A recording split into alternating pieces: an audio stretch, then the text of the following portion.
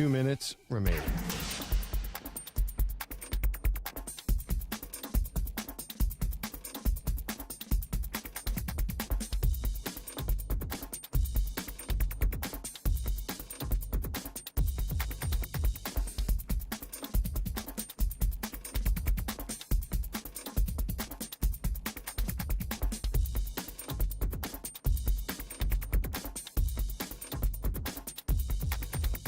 One minute, 30 seconds remaining.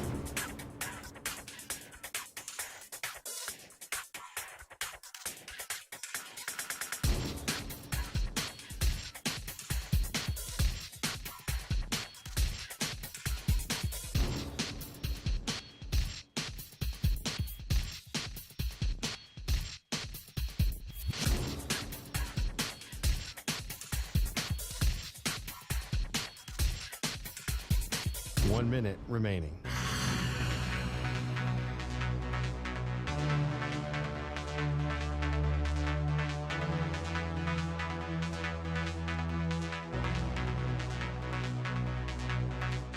Forty-five seconds remaining.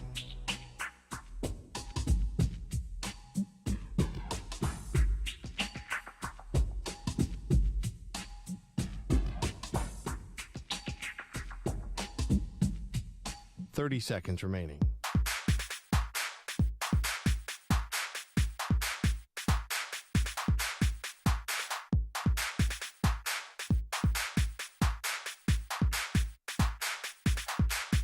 Fifteen seconds.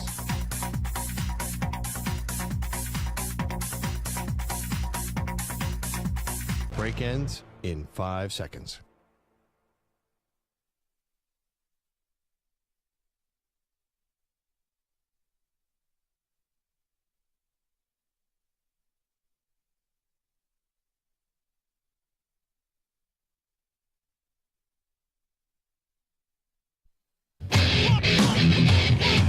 He's live. He's nationwide on CBS Sports Radio. This is the Zach Gelb Show.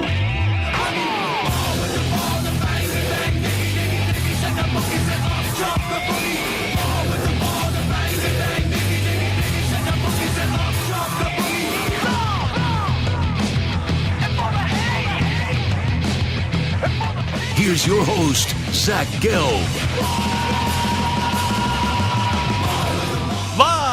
From the Play Show, yet not overly ostentatious studios of CBS Sports Radio here in beautiful New York City, sitting on top of the 10th floor of 345 Hudson Street. Welcome on in to a Tuesday edition of the Zach Gelb Show across all of our great local CBS Sports Radio affiliates, Sirius XM, Channel 158, the free Odyssey app, and of course streaming on YouTube, youtube.com/CBS Sports Radio. 855-212-4CBS is the number to jump on in. 855-212-4227. You could always get at me on Instagram, where I'm straight flexing, or via the good old cesspool of Twitter, at Zach Gelb. That's ZACHGELB. Got Stuart Kovacs, got Moist Mike. We're all rocking and rolling all the way up until 6 p.m. Eastern, 3 p.m. Pacific. Antoine Walker slated to stop by today. Braden Fiske, the Florida State defensive tackle, is projected to be a first-round pick, is going to join us coming up in studio an hour from now. I'm calling today Christmas in March. The drama Dallas choking Cowboys are the gift that keep on giving. And I'll be fully transparent right out of the gate. We were going to talk about the Cowboys today for one segment.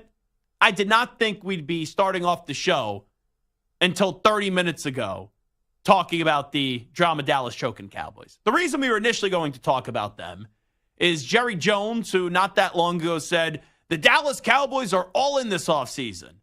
The other day when he was scribbling on his notepad and was talking to the media, he then said, I think that we have been in a situation where we can get it done with less. And we all know the Cowboys have had a rather pedestrian offseason. An offseason where there was supposed to be flair, where there were supposed to be big explosive signings. There were supposed to be big trades that were happening because the Cowboys were all in. And as Skip Bayless put it, they were all in, comma, my ass. But now here we are, as we're at the NFL owners meetings, and we're gearing up about a month away from the NFL draft, and the Dallas Cowboys are not all in. The Dallas Cowboys are now having a timid approach. The Dallas Cowboys are now telling you, oh, Mike McCarthy and Dak Prescott are going to have to get it done with less. And then, oh yeah, by the way, we got this piece of information from Ian Rappaport that the Cowboys and quarterback Dak Prescott have a mutual understanding of his contract situation, sources say, with no offers from Dallas despite him being in a contract year. Owner Jerry Jones said, we are where we are, locked and loaded for this year. And then Rap Sheet adds, no indication a deal is coming. And I heard Adam Schefter say this earlier, that the time to get a deal done with Dak Prescott was before free agency. Because if, in fact, the Cowboys were seriously all in, well, you knew the cap hit for Dak Prescott was $60-something million. Now, they trimmed like $4 or $5 million off for this year on the cap hit by doing a slight renegotiation. But that's not enough to move the needle and move the finances for this team to be legitimately all in.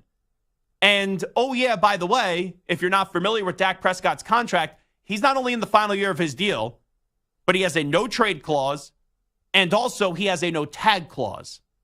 So I look at this two ways. Let's look at it from the Cowboys side first, and then the Dak Prescott side. I know Jerry Jones loves the drama. I know Jerry Jones loves the hype. I know he likes to wait as long as possible for whatever the reasons are, as we saw from the last negotiations with Dak, to get the deal done. And that's not how you treat a star quarterback. And I've been critical of Dak. I've sat here show after show and said, Dak's just a good quarterback. He's not a great quarterback. You don't win a Super Bowl with Dak Prescott, in my opinion. But you could do a lot worse than Dak Prescott. And when you have a quarterback that's stuck in that good but not great category consistently, it does make it tough to move on from the quarterback. So with the Cowboys doing nothing to Dak Prescott's contract and not giving him an extension, when many thought they would when the offseason started, and then you also add that up and mix it in with Mike McCarthy being on the final year of his contract, I think the only way you could say it is this is Jerry Jones saying to Dak Prescott and Mike McCarthy, it's time to put up or shut up. But it's ironic to say that Jerry Jones is saying that it's put up or shut up because he never shuts up. And he's the one that a month and a half ago was saying we're all in, the Cowboys are all in, and now pretty much Dak and Mike, they got to find a way to make it work with less. So it almost feels like the Dallas Cowboys are getting ready for a divorce, and the Dallas Cowboys are trying to put all the pressure on Dak and McCarthy, and they're saying, guys, if you are really the quarterback for this team moving forward, if you're really the head coach of this team moving forward, and you are the franchise-altering coach and quarterback duo, it doesn't matter who we put on the field. You have to find a way to get it done. It doesn't matter if you don't have Brandon Cooks. It doesn't matter if you don't have Michael Gallup. It doesn't matter that Tony Pollard leaves in free agency. In this league, we talk about quarterbacks and we talk about head coaching the most. 9.9 times out of 10 on a football Monday, coming off a football Sunday, the lead segment is which coach screwed up, which quarterback screwed up, which quarterback succeeded, and then which coach succeeded. So this feels like, and I can't trust Jerry Jones, because Jerry Jones says one thing, it goes in one ear, out the other, and you kind of roll your eyes and take everything that he says with a grain of salt. But not giving Dak Prescott an extension and having him go into the final year of his deal, and it lines up with Mike McCarthy being in the final year of his deal, that both of these guys feel like they're lame duck head coaches and lame duck quarterbacks, and how you would evaluate what a lame duck coach and a lame duck quarterback is. That's what it feels like Mike McCarthy and Dak Prescott are. And I have to ask this question. What's the standard for the Cowboys this year? Because I've said this numerous times. The Cowboys, I think in the last 15 years, they put more of an emphasis on the drama and how many headlines they could build up and how many clicks that they could register on social media, that if they dominate those spaces, those are the wins. It's not how most football teams and most sane football teams evaluate success, and that's winning and losing on the field. And for the Cowboys, they could easily, this upcoming season, go win 10, 11, 12 games. Heck, they've won 12 straight games the last 3 straight seasons. But come playoff time, they choke. And not only do they choke, they don't even show up. Like this past year, they didn't show up against the Green Bay Packers. That offense didn't show up in San Francisco 2 years ago. 3 years ago against San Francisco, that team didn't show up in the first half. And then they projectile vomited all over themselves at the end of the game where they couldn't get the snap off. And there have been scapegoats. We've gone from Jason Garrett. We've gone to Kellen Moore. There's been a ton of scapegoats. But now going into this season, it just appears by not doing a lot in free agency, not extending McCarthy, not extending Dak Prescott, and saying you still believe in them. Well, do you really believe in them? Or are you trying to see with their backs up against the wall, after getting them help and then a lot of that help leaving, if Dak and McCarthy are the bona fide quarterback and head coach of this franchise?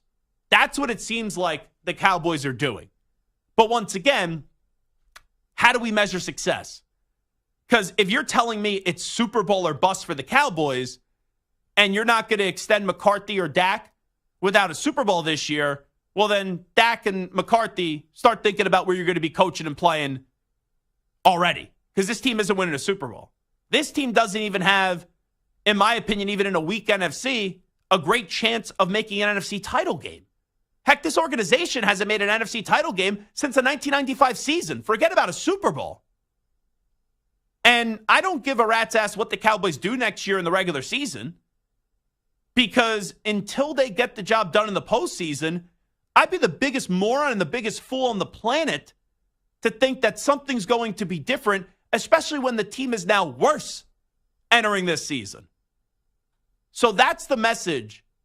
And it's a weird message, and it's been an inconsistent message, because you've praised Dak, you've praised McCarthy, you say you're going to be all in. Now they have to win with less. Now you don't give either an extension. Do you really believe in them? Because Jerry Jones could say he believes in them, but it doesn't feel like he believes in them. And then there's the other side of this. Dak has an incredible amount of leverage from the last contract negotiation with the Cowboys and now this contract negotiation with the Dallas Cowboys. Because Dak now controls all the cards. Dak Prescott has a no-trade clause in his contract in the final year of his deal. Dak Prescott has a no-tag clause in his contract. So if Dak Prescott is saying to himself, man, there's a lot of drama. You hear what Dalton Schultz said, how different it is with the Houston Texans compared to the Dallas Cowboys, with how their building operates compared to how our building operates. Jerry Jones could essentially challenge Dak and McCarthy going into the season, but Dak could also challenge Jerry Jones's bluff. You played around the last time. Now you're playing around this time. Dak's a good but not great quarterback. You know, ranks anywhere from 8 to like 13 in the NFL, let's say. There would be a market for Dak Prescott. Even though I don't love Dak Prescott as a quarterback, we have seen worse quarterbacks than Dak Prescott hit the open market or become available via trade, and there are plenty of suitors. And if Dak becomes available, and if he wants to, he'll become available next year because he is a free agent, and they can't tag him, Dak has the ability to leave the Dallas Cowboys. And quite frankly, Dak Prescott, I get it. You're the face of America's team right now. You've made a ton of money. But if you truly care about winning, if you want to try to win a Super Bowl, and I think there's limitations in your game, but there's also limitations on what you could accomplish in Dallas. Because for the last 30 years, this team hasn't come close to sniffing a Super Bowl. This team hasn't come close to being in an NFC title game because their ceiling is win one playoff game and then not show up in the second round. So Jerry Jones wants to play this game. Jerry Jones doesn't want to get a deal done this offseason. Dak Prescott, I would say, let me go get respected. Like, let me go play somewhere else where there's a team that prioritizes actually winning rather than just dominating the back pages of newspapers or dominating how many clicks that they could register on Twitter and TikTok and Instagram. So you have an out, Dak Prescott. And there's a lot of good when you could be the quarterback of the Dallas Cowboys. But there's also a lot of inane BS that you have to deal with. And you get paid a king's ransom. And that's what happens when you get paid a king's ransom. But I'd be more than happy if I was a Dak Prescott. Let's say if the Vikings can't get a quarterback this offseason in the draft, going to team up with Justin Jefferson and Jordan Addison and TJ Hawkinson, just for starters. There will be many suitors for Dak Prescott, at least 5 suitors that I can think of right off the top of my head if he becomes available next offseason. And Dak, you have a decision to make. Jerry has a decision to make. Jerry has a decision if he wants to pay you again. You have a decision. Do you want to continue to put up with all that comes with being the quarterback of the Dallas Cowboys? And I'm starting to think the best situation for Dak is to play this year out, see what happens, and at the end of this season, if you feel like the priority in Dallas, which it's been for a long time, is more about the drama and the headlines than winning football games, I would tell Jerry, thanks for the relationship, thanks for the love, thanks for the time together, but I'm breaking up with you. You're not breaking up with me. It is the Zach Gelb Show on CBS Sports Radio. What do you make of the future of Dak Prescott with the Dallas Cowboys? 855-212-4CBS, 855-212-4227. We'll take a break. We should be joined by Antoine Walker on the other side. What's going on with the Celtics? Number 1 seed by a wide margin in the East, but they blew a 30-point lead last night. And also, we'll check in with Antoine Walker about his Kentucky Wildcats. Should John Calipari remain the head coach? Back after these short messages. You're in a 5-minute break.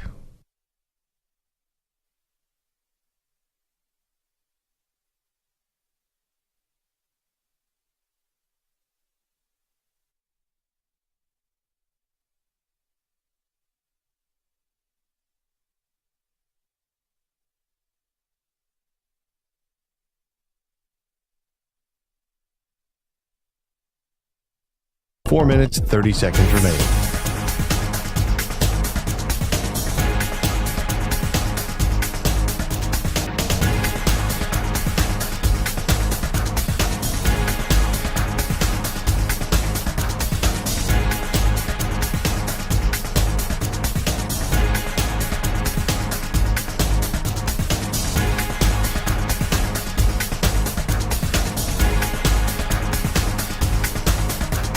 Four minutes remaining.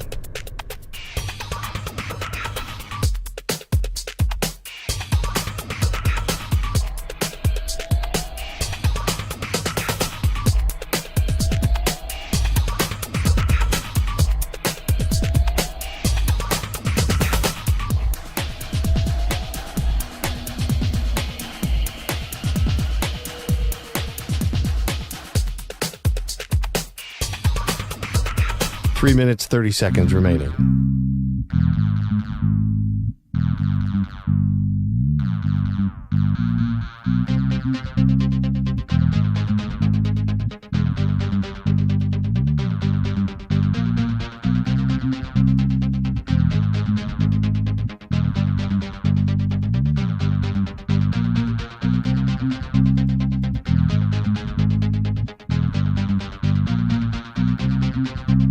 Three minutes remaining.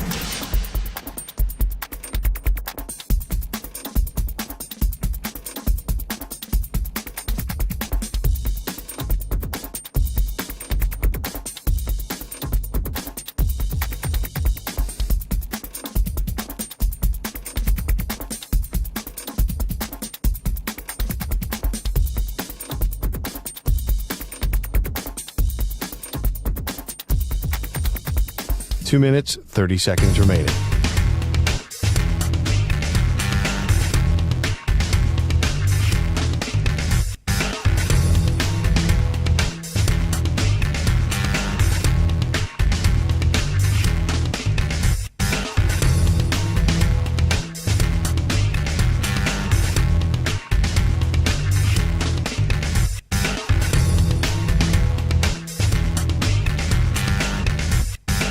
Two minutes remaining.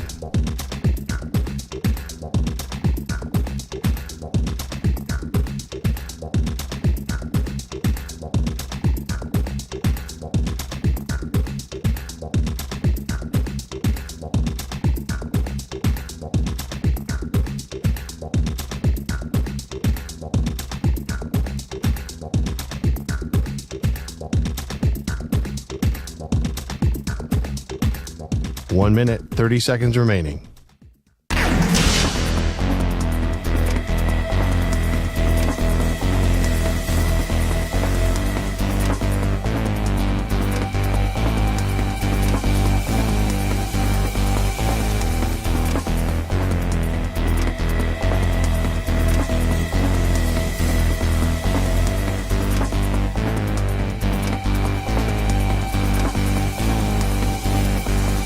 One minute remaining.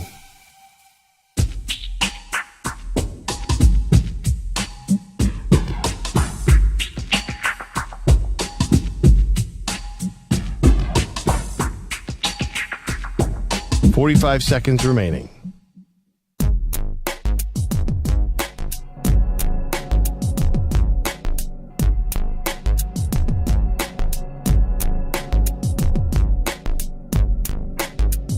Thirty seconds remaining.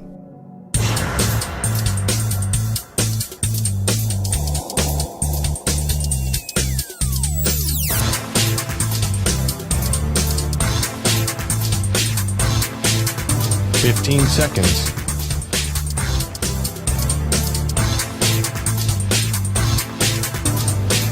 Break ends in 5 seconds.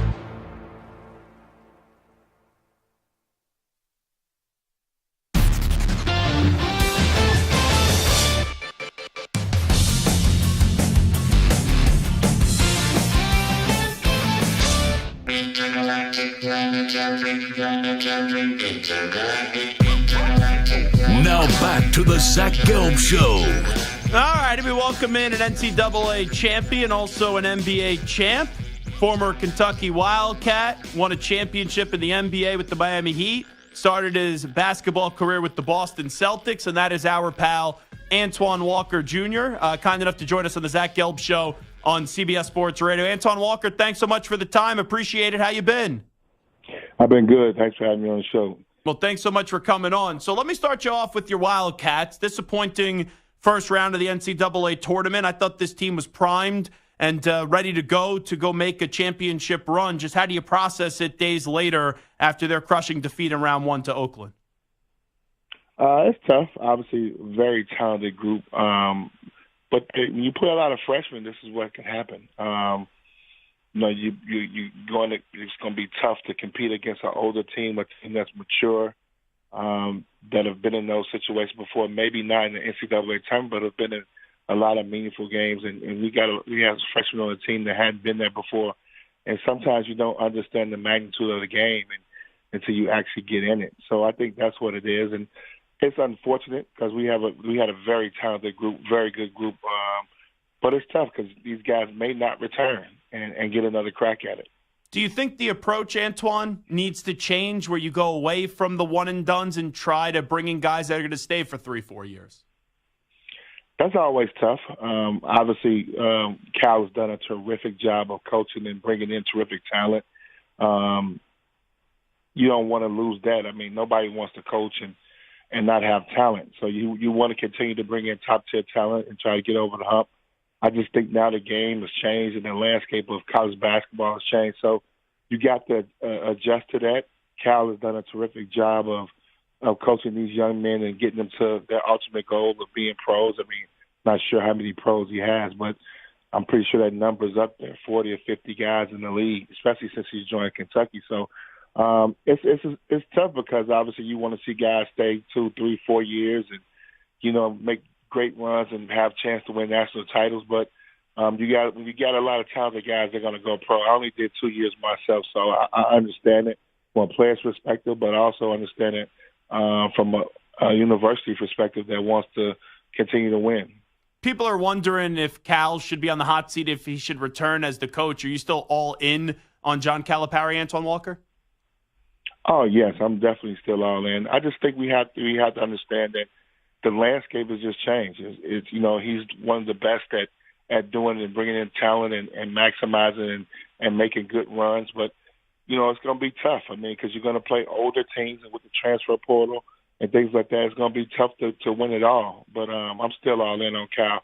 You can't be the guy who's bringing in that type of talent every year and giving guys, from a selfish point of view, giving players an opportunity to make it to the next level. I mean, sometimes that's what it's all about. Do you still think this team, moving forward, this program under Cal can win a championship? Because we talked about it, right? The changing landscape, and he's won a championship at Kentucky. He got to another championship game where I think they lost to UConn. But now the last few years, right, they missed the tourney. They lose to St. Peter's, lose in the round of 32, lose to Oakland. Do you still think one day he could get this into a spot where Kentucky is hoisting an NCAA championship again? I think so, because of the NIL, because guys are now having the opportunity to make money playing. You may be able to get guys to stay 2, 3 years now. So I think the opportunity is going to be there again because of the NIL space and because you're going to be guys that be able to make money in school, and it won't be such an urgency to go to the NBA. They'll get a chance to play in college for multiple years. So I think he will have another chance to do it. It's just a matter of convincing guys and understanding the fun nature of playing the NCAA tournament and being a part of that legacy is to make sure guys want to be a part of that. Talking to Antoine Walker. All righty, let me get to your Celtics. I know they blew a 30-point game last night, but they are the number one seed right in the East. They've been dominating every team in the Eastern Conference. When you look at the standings right now, where's your confidence level that this could be the year that they hang another banner with the Boston Celtics?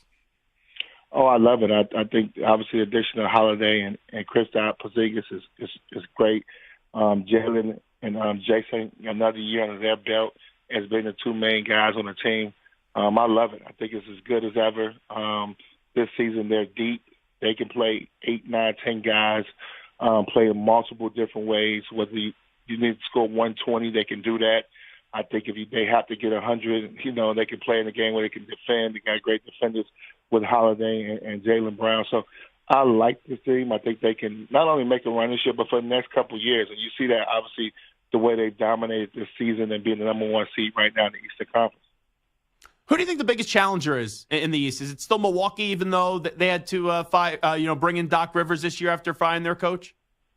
Oh, it's definitely Milwaukee. I mean, Giannis, obviously we know how great he is, and then you add a guy like Dame, a guy who can close games out and finish, and a guy who hasn't made a deep run in the playoffs in a while. He's hungry. And then Doc, too. I mean, we know Doc is a great basketball mind offensively, can put those guys in very good spots where they can be very good offensively. So Milwaukee is definitely the biggest challenge. Talking to Antoine Walker right now. When we look at the entire landscape of the NBA, East and West, I still think the team to beat is the defending champs with the Denver Nuggets. Is that the team that you have the most confidence in to raise that Larry O'Brien trophy coming up in June? Out West, yeah. I still like the Celtics. I think, obviously Denver, you're going to have to go to them if they get there. I mean, teams out West are going to have to go through Denver, of course, but I still think from top to bottom, and not being biased, but looking at it from a purely basketball point of view, I just think the Celtics have everything you need. I think they're deep. I think they got, two guys that can really go get it done and have huge nights. The complementary pieces are there in Holiday and Kristaps Porzingis. So, and I just think all the stars are aligned for the Celtics to make a deep run.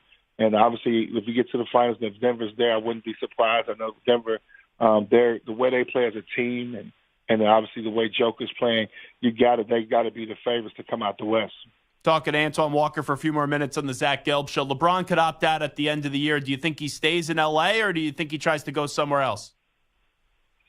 I would hope he stay in L.A., just finish it out. I think LeBron has to make a real decision based on where the direction the team is going. When you look at you're fighting for play-in situations, eighth, ninth seed. I think LeBron James' legacy, that's not what we want to see it at. Obviously, this year was really important. I think reaching 40,000 points and playing long enough to be able to do that. He's done that. He's obviously won multiple championships. So I think he has to start to look at that. If we're not going to be competing at the highest level, and I mean being a top four team in the Western Conference, I just think it's hard for him to get that motor and engine and mentally prepare yourself to continue to play. I want to ask you about two other players right now. Zion is very quietly having a good season. And then you look at Anthony Edwards, what he's been able to do with the Timberwolves. Just what have your thoughts been on Zion Williamson and Anthony Edwards right now? I'm so excited for Zion Williams. I think taking all the criticism that he's had to take over the last couple of years, and now to have a team that's going to, comfortably in the playoffs and him playing great. Kudos to him, and hopefully he can build and continually work to be the best player possible, because I am a huge fan of him. And Anthony Edwards is another great star, but I hope Anthony Edwards can stay in Minnesota. We saw Kevin Garnett take that franchise and make a deep run in the playoffs, but obviously we've shown it's been very difficult to continue to keep talent in Minnesota. So hopefully Anthony Edwards is starting something great there. We know Karl Anthony Towns is there, and they got a nice little duo going right there. But Anthony Davis can be one of the next great players to play in this league. He's obviously showing that, and that next generation of great players. Last thing I want to ask you, just using your athlete cap here as I wrap it up with Antoine Walker on the Zach Gelb Show. We've seen in baseball the Shohei Ohtani situation with his interpreter. And then yesterday, the story about Jonte Porter and the allegations there, or the investigation that's going on. How much of an issue do you think this will be moving forward, where you have athletes, right? And there's going to be people that are going to be approaching them, and you have circles, and you don't know who to trust, really, even in your own circle. When it comes to gambling, what do you think the challenges are for not only college athletes, but also professional athletes moving forward? I think the leagues have to put a more stronger, obviously this has to be addressed internally with the teams and organizations. Your players' unions have to step up and let players know how serious this is and how it could cost you your career. I think now with all of the betting and all these different sites and websites and things that's going on, you got to address it now. I think it's just a early wake-up call for them to really get on top of guys and make sure they understand the severity of that and what's the consequences, and make sure that they don't get involved in it, because there's so many different ways to bet and be a part of these sporting events. You're gonna have to really hone in on it, and the unions of all these leagues are going to have to go back in and make sure guys understand the rules, what you can and cannot do, what you cannot be a part of, and it's something that needs to be addressed. This is just an early wake-up call to get everybody involved and understand that they cannot do that. He's Antoine Walker. Antoine, always great to catch up with you. Thanks so much for carving out a few minutes for us today. All right, thanks for having me on the show. There he is, Antoine Walker, joining us. Good stuff on the gambling stuff at the end of the conversation, and a defense of John Calipari, still thinking he's the right guy for the Kentucky Wildcats. Let's do this. We'll take a break right here. We'll come on back. I want to pick back up when we return in 5 minutes in regards to Shohei Ohtani. I guess you could still say speaking to reporters. The reporters weren't able to ask him any questions, but he did speak to reporters yesterday and issued a statement through his new translator. And there's two things that are still unanswered, and I have a lot of questions still in regards to Shohei Ohtani's involvement in this. We'll get to it on the other side. Update time first, though. Here's the Act Man, Rich Ackerman. CBS Sports Radio. Sports Flash. And it's sponsored by Progressive Insurance. Looking for a career path with flexibility and great pay and benefits? Go to progressive.com/careers and apply online today. Kickoffs in the NFL will be radically different next year, with a kicking team and a receiving team lined up on the same side of the field, 5 to 10 yards apart. The kick will still originate from the 35, but the kicker can't cross midfield, and the other 10 members of that kicking team will line up at the opposing 40, with the receiving team having at least 7 members stationed between the 30 and 35. Now, the kick If it lands between the goal line and 20, must be returned. A touchback will bring the ball out to the 20. 3 penalties, roughing the passer, intentional grounding, and hits out of bounds, can now all go to a video assist. The NFL also plans to stick with games on Christmas Day, despite it being a Wednesday, and the trade deadline has been pushed back a week. The Bucs got off to a disastrous start under Doc Rivers, but have since turned it around and go for their 15th win under their new coach when they host the Lakers tonight. The Mavericks and Kings continue their battle for the 6th and final guaranteed playoff spot in the West tonight. The two teams are tied and meet in Sacramento. Dallas has won 4 in a row. The Kings are coming off back-to-back wins. I'm Rich Evan. Hey, it's Amy Lawrence. Be sure to listen to CBS Sports Radio at home. Just ask Alexa to play CBS Sports Radio. CBS Sports Radio.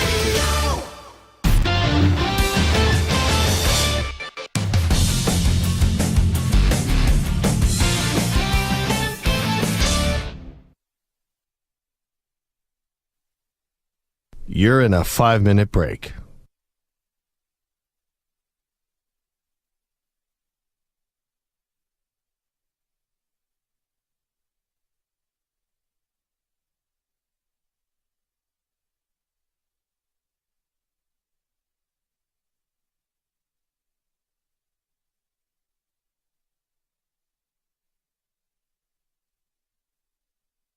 Four minutes, 30 seconds remaining.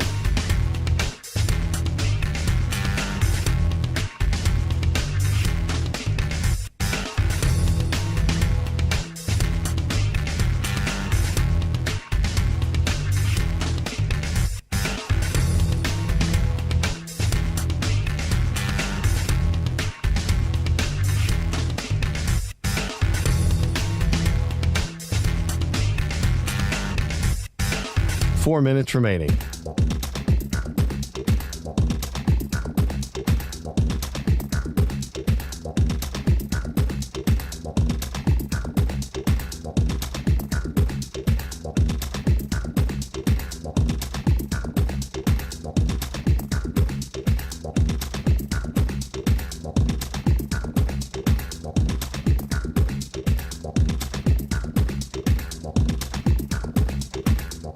Three minutes, 30 seconds remaining.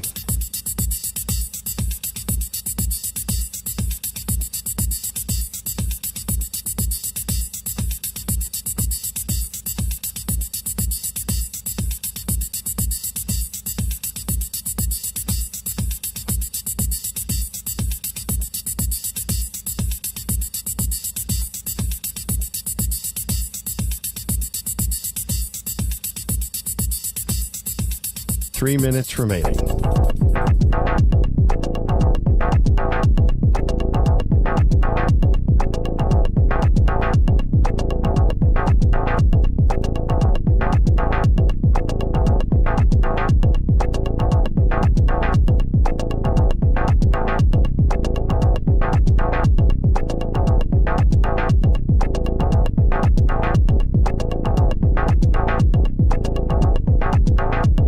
Two minutes, 30 seconds remaining.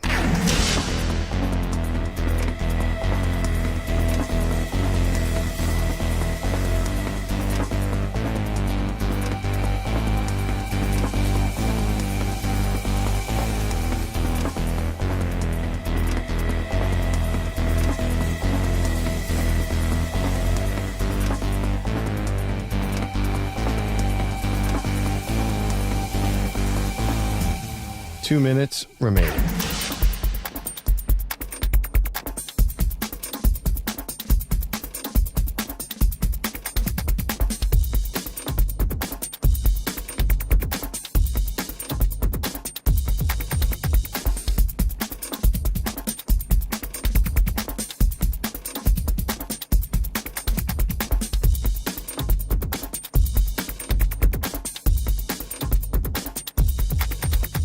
One minute, 30 seconds remaining.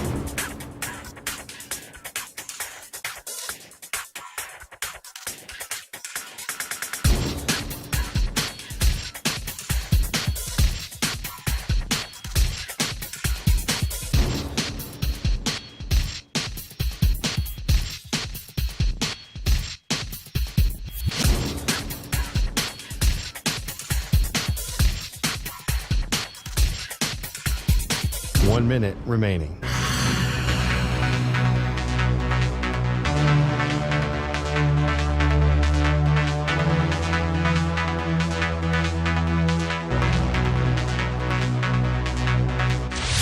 Five seconds remaining.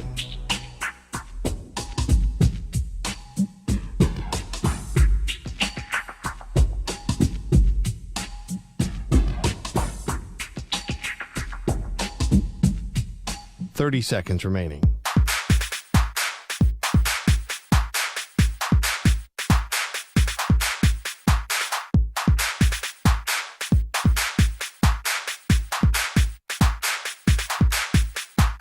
Seconds.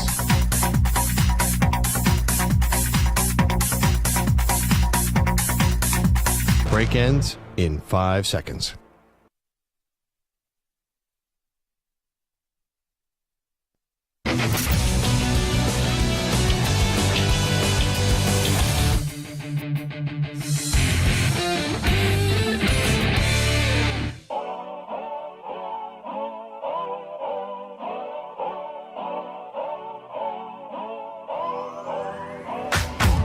The Zach Gelb Show is on the air across the nation on CBS Sports Radio. Here's Zach Gelb. All righty, Zach Gelb Show, CBS Sports Radio. The Defensive Player of the Week is sponsored by the Navy Federal Credit Union, who proudly serves the Armed Forces, DoD veterans, and their families. Their members are the mission. Learn more at NavyFederal.org. This week's player is UConn big man Donovan Clingan. And UConn 75-58 win over Northwestern on Sunday. The 7'2" sophomore had 8 blocks and 14 rebounds. UConn as a team held Northwestern to just 37% shooting from the field. Also, UConn in that game did not shoot the ball well, and they still won 75-58, which is just absolutely bonkers. I'll give you my opinion on Shohei Ohtani in just a second, but first let me go to the phones, 855-212-4CBS. 855-212-4227. Let's go to Simon in Chicago next up on CBS Sports Radio. Simon, what's happening? Hey, what's going on, guys? Doing great. What do you got for us? Hey, so I was wondering, it looks like, I'm a big Bears fan, it looks like the Bears have kind of backed themselves in this corner. And I'm not saying Caleb Williams is not the answer. He looks great. He looked great in college. But they've kind of backed themselves in this corner by trading away Fields. Then now they're kind of forced to take Caleb against their will, and they can't really go ahead and do their due diligence on other players, and it doesn't really look like they're doing their due diligence on the other players like Jaden Daniels, Drake May, and they have to take Caleb because the fan base is just going to murder them if they don't. And we see this happen time and time again where this outstanding, godly prospect ends up just being horrible. And, Bryce do you think Young it's the wrong year, decision, though? I don't know if it's the wrong decision, but I think they have to at least take their time and look into the other two guys. But so here's the thing, and appreciate the phone call, Simon. There was no chance Justin Fields, no matter what any of us said in the past or thought, there was no way that the Bears front office was going to run it back with Fields. And I was someone that made the argument in late October, early November, that maybe they should trade the pick and get all those resources back. But as time did go on and you looked at the new contract he would inevitably have to get, you restart the time clock with a player that has a higher ceiling. Caleb Williams has a higher ceiling than Justin Fields. So you could have said, hold on to Justin Fields, wait until someone gets desperate and an injury happens and trade for a quarterback. That's fine. But I don't think Ryan Poles hasn't done his due diligence here. I'm sure he'll do work on Jaden Daniels. I'm sure he'll do work on J.J. McCarthy. I'm sure he'll do work on Drake May. But he knows who the pick is. We've known who the first overall pick is going to be for the last 2 years for this draft class, for the draft class of 2024. It was going to be Caleb Williams. Just like how we knew years ago that it was going to be Trevor Lawrence. And sometimes it doesn't work. And sometimes you have this highly praised prospect that doesn't meet the hype, but it doesn't mean that picking him was the wrong decision. So I can't crush the Bears here. And I understand Bears fan by nature. Like Simon, you should be paranoid. You should expect the worst thing to happen. You should be like Samter when he was a Jet fan. You should be like Stu as a Raiders fan, because you have been tortured fan bases. The Bears haven't had a quarterback in, forever. So, yeah, no crap. Even when you think you have the guy, that you should always have some skepticism. But I'm not going to fault the Bears process here. I just won't do it. All righty. Let's get to the Shohei Ohtani press conference. And I'll preface it by saying this. I thought it was extremely weak when it was announced yesterday that he was just going to deliver a statement and take no questions. Now, I understand probably most of the questions he couldn't answer because this is going to be a pending litigious matter. And whenever something is pending in the legal world and there's a lot of unknown, it behooves Shohei Ohtani to say less. But I still think you have to at least have some questions asked. Because the two things I wanted to hear from Shohei Ohtani the most yesterday, when you hear his story that Ippei Mizuhara, the interpreter, his close friend, stole money from Shohei Ohtani to pay the bookmaker, and that's what they're trying to tell you. But earlier, Ippei was saying that, no, Shohei was being a good friend, and he offered to pay off all the debt, and we were going to get through this together. So wherever that disconnect was, or trying to push back on Ippei, and I don't trust Ippei whatsoever, and I will give Ohtani the benefit of the doubt, and I may be naive here, that he wasn't gambling, and that this was Ippei. And, right, both sides have said that Ippei did not gamble on baseball. That, I don't know how much I believe, but I'm just telling you what's out there. I needed to know two things from Ohtani yesterday. Number one, how did Ippei get access to your account? Maybe there's an answer to that. But Shohei Ohtani, I guess you could say it was a 12-minute press conference. It's really 6 because it was half him and half the new interpreter, which, by the way, I don't know about you guys, and Samter did a good job editing this down. There were times I think the interpreter was even confused about Ohtani with what he was saying. There was a few times the interpreter did stumble. Now, he did have his pen out. He was writing things down, but there was a few times where even the interpreter wasn't making great sense. And I know it's low-hanging fruit. I'm sure it was interpreted as close as possible, and someone could fact-check this, but I don't know. I don't understand, right, what Ohtani's saying until the interpreter says something. I wonder how much Rob Manfred or someone in the Dodgers organization was in the interpreter's ear. They had an earpiece on him just saying, hey, go with the script. We told you what we want you to say. If Ohtani's deviating from the script, go back to it. And listen, I'll let you continue on, but like you would think that if Ohtani's reading off of a statement and not deviating off a statement, the interpreter, that the interpreter has the exact same statement in English, that all he has to do is, okay, here's what Ohtani said, boom, here's the next line. So I don't know why there was any confusion whatsoever, but it'd be interesting if there was like separate Japanese interpreters or people who speak Japanese who were listening to it be like, that's not what he was saying. Yeah, could you imagine? That would be hilarious.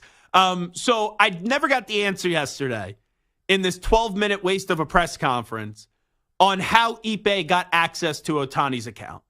The other thing, so originally it was reported that there was 2 wire transfers, allegedly, in Ohtani's name to this bookmaker, and it was $500,000 each, totaling of $1 million. Now everyone's saying that it was $4.5 million that was taken from Shohei Ohtani. So regardless of if it was $1 million or if it was $4.5 million, that's still, even with Ohtani and how much he just signed for, that's still a decent amount of money to go missing from your bank account. Like, I can't compare here. I don't make the salary. But when Zach Gelb sees $20 go missing from his bank account, I'm aware $20 is missing from my damn bank account. So whether Ohtani is managing his finances or not, and it's not just him. So, like, let's say Ohtani's not managing the day-to-day of all of his finances. I'm assuming he has someone hired. How the heck did someone not sooner realize that anywhere between $1 million to $4.5 million is missing from Shohei Ohtani's account? So I left yesterday getting nothing that I wanted answered or addressed. And I clearly don't trust Ippei, where he lied about previous teams he worked for. He lied about the college that he attended or didn't attend. I saw all that was going around. So Ippei has his own issues. I already went into yesterday not believing Ippei. But I went into yesterday wanting to give Shohei Ohtani the benefit of the doubt.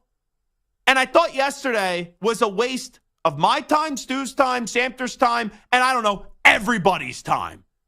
Because he didn't answer the 2 most important questions. And that was, how did Ipe have access to your account? And how didn't you, Shohei, or your financial advisors not realize the money was missing? So there's a lack of trust here. I don't trust Ipe. I don't trust Ohtani. I don't trust anyone involved in this. And there has to be more here. There has to be more information that we're not told. And if the first story is true by Ipe, that Ohtani offered to pay off his debt and he was being a good friend, I understand there could be legal problems and things also associated with that. But I think most of us would say, oh, that's a pretty cool thing that Ohtani's doing. And we wouldn't be slamming Ohtani. But once you change the story and then your story is that Ohtani stole from you, I'm like, or Ipe stole from you, I'm like, none of this is adding up. And yesterday was an opportunity, and I understand you're not going to tell us everything, but yesterday was an opportunity to somewhat set the record straight. And nothing was set straight yesterday. So let me play you a few audio clips here. And there's one in particular that we'll get to in the 3 cuts that we have that brings up another point where this whole thing is backwards. But let's go in order, Stu. Play me the first Ohtani cut in his statement. I never bet on baseball or any other sports, or never have asked somebody to do it on my behalf. And I have never went through a bookmaker to bet on sports. Up until a couple days ago, I didn't know that this was happening. Just to kind of just go over the result, in conclusion, Ipe has been stealing money from my account and has told lies. So, okay, you once again reiterate that Ipe was stealing money from your account and lied. Okay, we already knew that. Cut number 2. Last weekend in Korea, media has reached out to a representative in my camp inquiring about my potential involvement in this sports betting. Ipe never revealed to me that there was this media inquiry. Ipe told to the media and to my representatives that I, on behalf of a friend, paid off debt. Upon further questioning, it was revealed that it was actually, in fact, Ipe who was in debt, and told my representatives that I was paying off those debts. All of this has been a complete lie. And then here is the last audio clip that raises a lot of questions for me. Go ahead, Stu. The first time I knew about Ipe's gambling was after the first game when we had the team meeting in the clubhouse. So during the team meeting, obviously, Ipe was speaking English and I didn't have a translator on my side. But even with that, I kind of understood what was going on and started to feel that there was something amiss. Up until that team meeting, I didn't know that Ipe had a gambling addiction and was in debt. And obviously, I never agreed to pay off the debt or, make payments to the bookmaker. In conclusion, I do want to make it clear that I never betted on sports or have willfully sent money to the bookmaker. So that was Shohei Ohtani through his new interpreter. That last audio clip is one that leaves me just mystified here. So this is your close, dear friend of so many years at Ipe Mizuhara.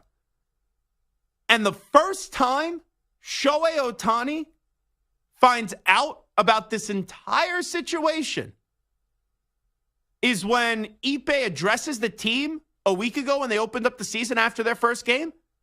The only reason why I kind of believe that is because they were in the dugout, like smiling, laughing, having a good time. And you wouldn't think that if Ohtani knew that you would be that close with that person still. But that is wild to me. Like if I was trying to rectify a wrong, and let's say Ipe did steal from Ohtani, did all these wrong things, and how close you were to Shohei, don't you pull Ohtani aside before the meeting and tell him what the heck happened? Instead of just saying, yeah, I'm going to say some things here. There's going to be a lot to talk about. Let's just talk after the meeting. Like, huh? If that was my friend, I'm saying, no, before you talk to my team, we're sitting down and we're figuring out what the heck happened.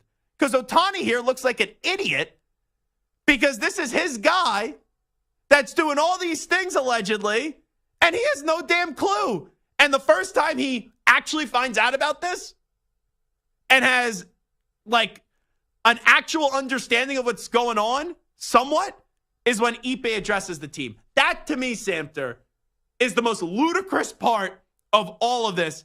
How a lot of people knew, but the guy whose money it is, and the guy who's the face of Major League Baseball, and the guy who is this close with Ipe was the last one to know.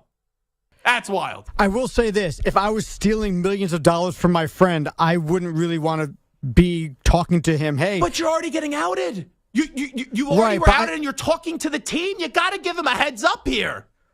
Yes, but I think at that point, I mean, I've been stealing from my friend. All kind of integrity and all kind of forewarning to my friend is out the window. I'm kind of a scumbag. I'm kind of a loser.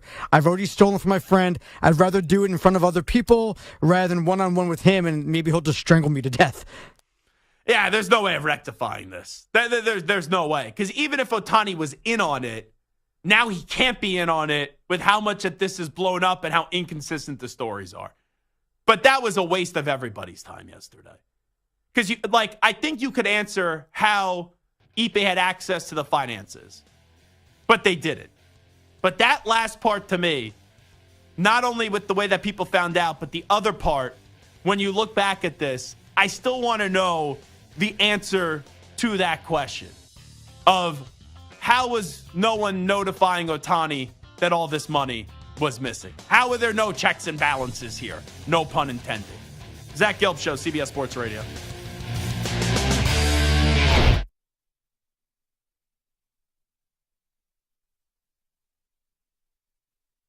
You're in a 5-minute break.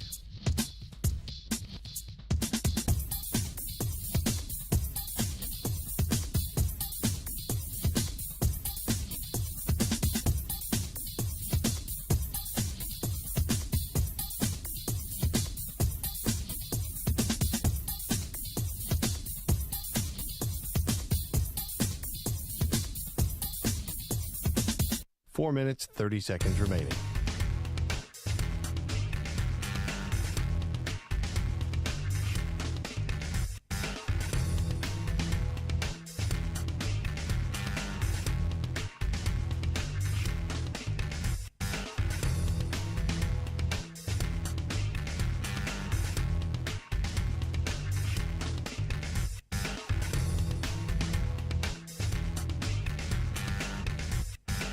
Four minutes remaining.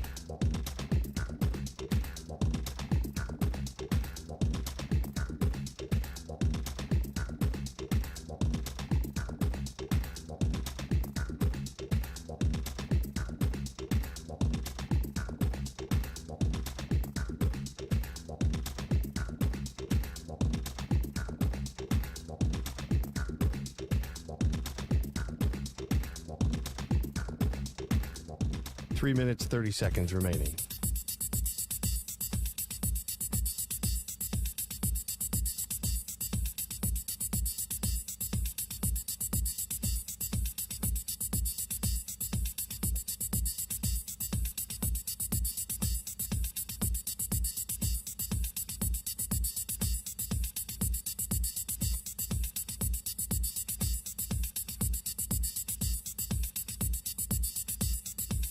Three minutes remaining.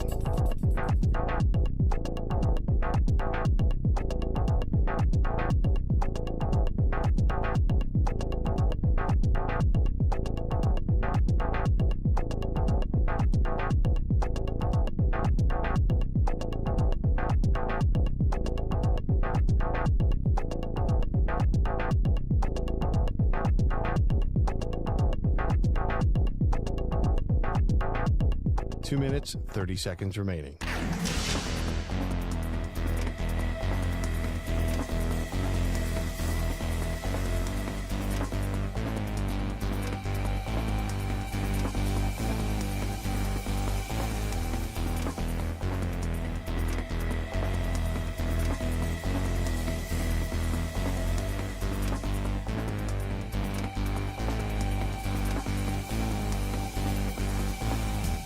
Two minutes remaining.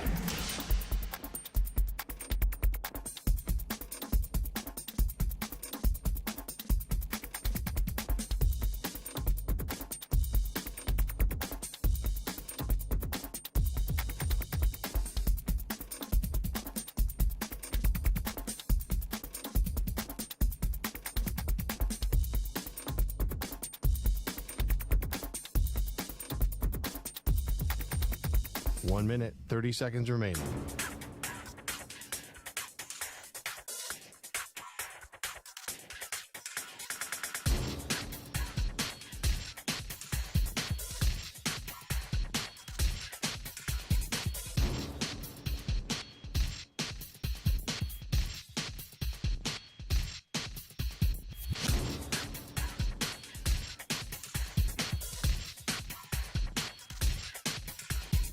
One minute remaining.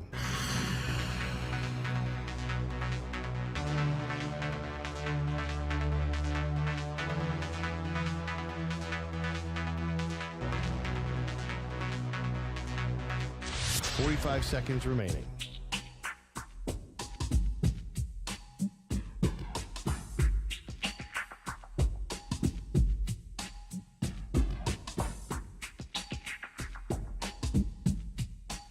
Seconds remaining.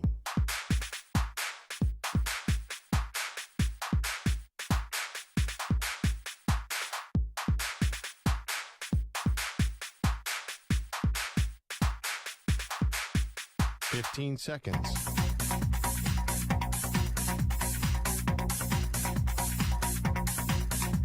Break ends in 5 seconds.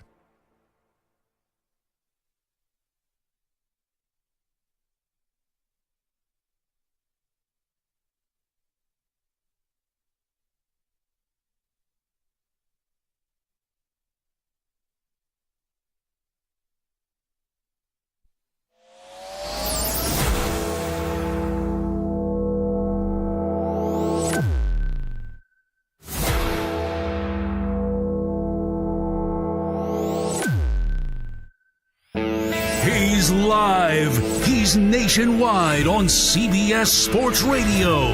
This is the Zach Gelb Show.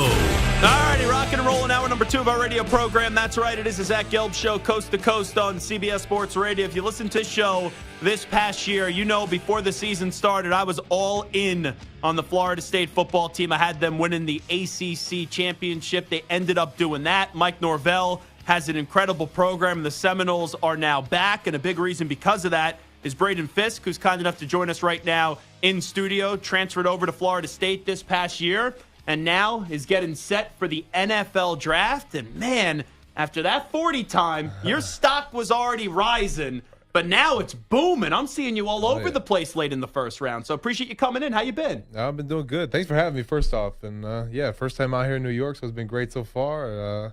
Just a good opportunity. It's my last stop, so I'm kind of excited. And this is awesome. I appreciate you having me on. So the fun starts once you get out of here. Maybe you go get some pizza. Yeah, right, maybe. We've been second pizza stop. We just made 2 pizza stops. There's some other food spots. I've just been all over, the ton of walking. Yeah, that's like the one thing. Welcome to the city. Ton of walking, ton of traffic. Yeah. If you want to avoid the traffic, just get to walking. If you want to go to Katz's Deli, maybe get a pastrami sandwich with some mustard. It's a staple. It's an iconic place. So trust me, we could talk off the air. I'll give you 9,000 food recommendations. I'm a big fella just like yourself. So I know how to eat properly. But what has this rise been like for you? You know, the transfer portal process. You're at a smaller school, then you go to Florida State.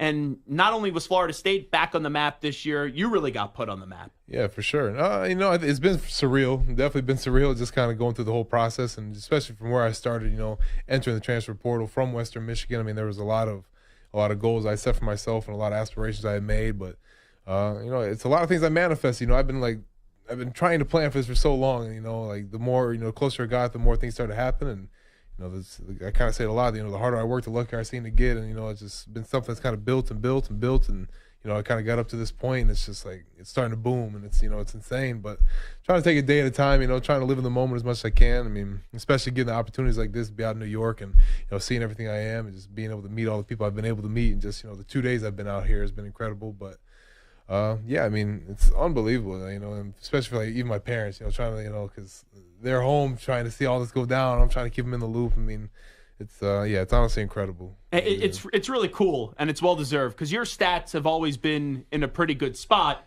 but you just didn't get the recognition. And then the Senior Bowl happens, the combine happens, and I sit there and I'm like, why didn't he get the recognition earlier? We shouldn't. This is what I hate with the draft process. Right. it shouldn't just be the Senior Bowl and the Combine. People need to go watch your tape and see the impact that you made on the field all throughout the Right, year. and I see that a lot too of like guys like, oh, he had one good year. I mean, but I had better stats, previous years at Western Michigan, and nobody noticed. But of course, you get the platform, you get the the notoriety from a bigger school. It's like, oh, so he actually is a good player, and that's kind of been the story of my whole career. Coming out of high school is like, going to a small Division I school, Western Michigan in the MAC.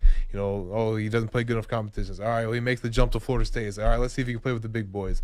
Go play with the big boys. And coming out of there, it's like, all right, well, we want to see him against the best. We want to see how athletic he is. So Senior Bowl, Combine, it's like, I'm just trying to check every box. So far, I think that's kind of been, just what I've been able to do, and it's been a crazy experience. Sometimes, as Braden Fiske is in the studio with us, is projected to be a first-round pick, was a stud this past year at Florida State. Sometimes guys are late bloomers, and it takes a while for people to realize their full potential. Did you always know the type of player you could be, or was there a moment in the last few years where you said, wow, I actually got a chance to go play in the NFL one day? No, I've definitely had this overwhelming belief in myself for the longest time. And, I've been fortunate enough to have a lot of people in my corner that have a lot of belief in me and always told me, just stay true to your path. And there's a lot of times that, you get so many people that, oh, just keep being you. You're like, man, I've been being me for a long time. It's still ain't happening. I'm going into my 6th year of college football, and I'm still waiting on my shot. But luckily I've been able to realize, over my time, and everyone runs their own track. Everyone's track's a little different,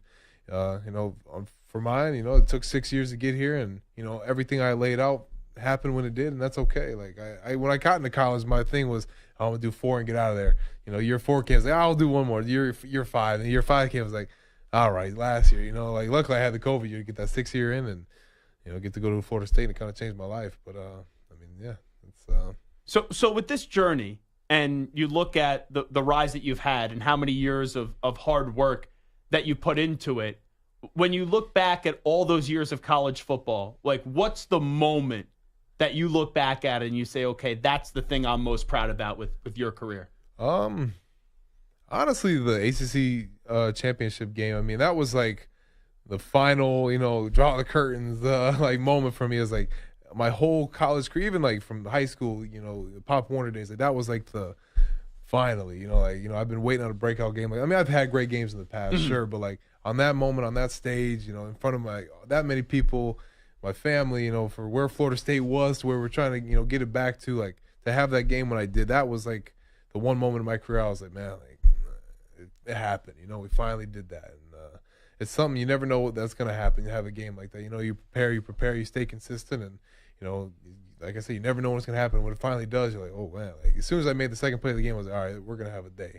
You could just feel it's like the X Factor turned on. But, so, yeah, that was definitely the one moment in my career of just like, yeah, here we go. I was talking to your old coach, Mike Norvell, a few weeks ago, and I said, I hate how we talk about the Florida State season from a year ago because no one remembers the great games, right? That epic game against Clemson and everything else that you guys were accomplished. You were undefeated. Because everyone just remembers that image of him sitting when you guys didn't get in the college football playoff. Right. And he didn't say anything. You just saw the look in his eyes and his hands were getting real tense.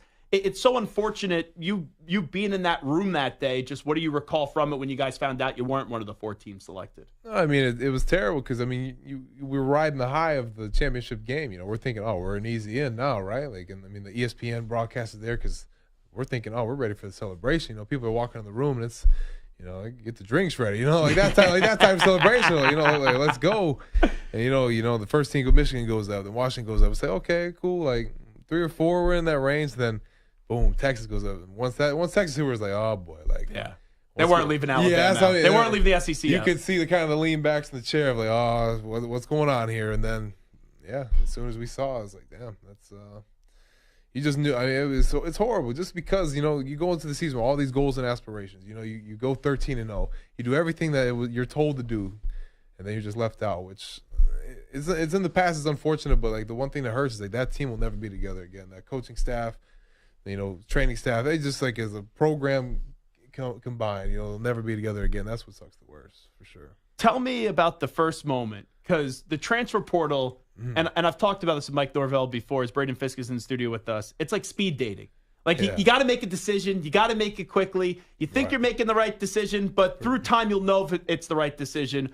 how did Mike Norvell, put aside the money, put aside NIL and all that stuff, how did Mike Norvell sell you on wanting to take a ride on that journey to Florida State for a year?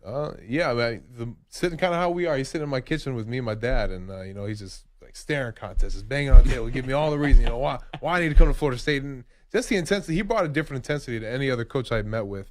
A lot of coaches, they kind of put on the recruiting act, and they want to be your friend, they want to be friends with your family, which is cool. But Mike Norvell, he's sitting in my kitchen. He's like, no, I'm going to coach you. I want to coach you. Like it's all business with him, and he gives you that 1,000-mile stare straight through you, and you just, I knew. What I was looking for my last year was exactly what I want. I knew he was going to push me. I wasn't looking for the craziest NIL contract. I was looking for somebody that was going to put me in the NFL. Give me the best year, and I wanted to win. I hadn't won in my college career, and I could tell no, this place is going to be a winner just by what he was talking about, who they were bringing back, and who they were bringing in the transfer portal. I was like, no, something special could be built here, and I just want to be a part of it. I thought it was going to be awesome, and it turned out to be better than I could have ever imagined. So you guys have this great season, an unfortunate ending that was out of your control, and then once the college football playoff ends, Nick Saban retires, and then there's some thought that Mike Norvell is going to be the next coach at Alabama. Now, it didn't go that way. DeBoer ends up getting the job coming over from Washington, but now that Norvell is there to stay, to be the guy at Florida State, what emotion does it elicit for you? It's huge. I think, that's the greatest decision Florida State could ever made, is being able to keep him around long term. Because, from just my experience, he's going to be one of those coaches talked about in 30, 40 years of just what he was able to do, what he's able to accomplish. I have no doubt he's going to win a national championship or 2 or 3, maybe more. But he just has it about him. He's consistent. Everything he does in the building, he makes everybody in that building better, and that's including all sports. He demands it out of everybody.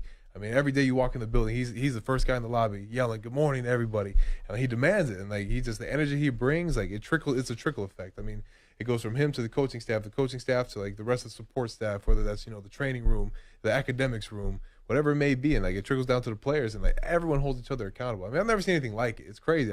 I spent 5 years in one program, and going from that to Florida State was just completely culture change, just to see how it was ran, and how guys are bought in.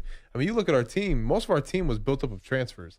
You look at our starting 22 from offense and defense. It was, I would say, probably 17 of the 22 were guys that had transferred, whether they're 1, 2, or 3 year transfers.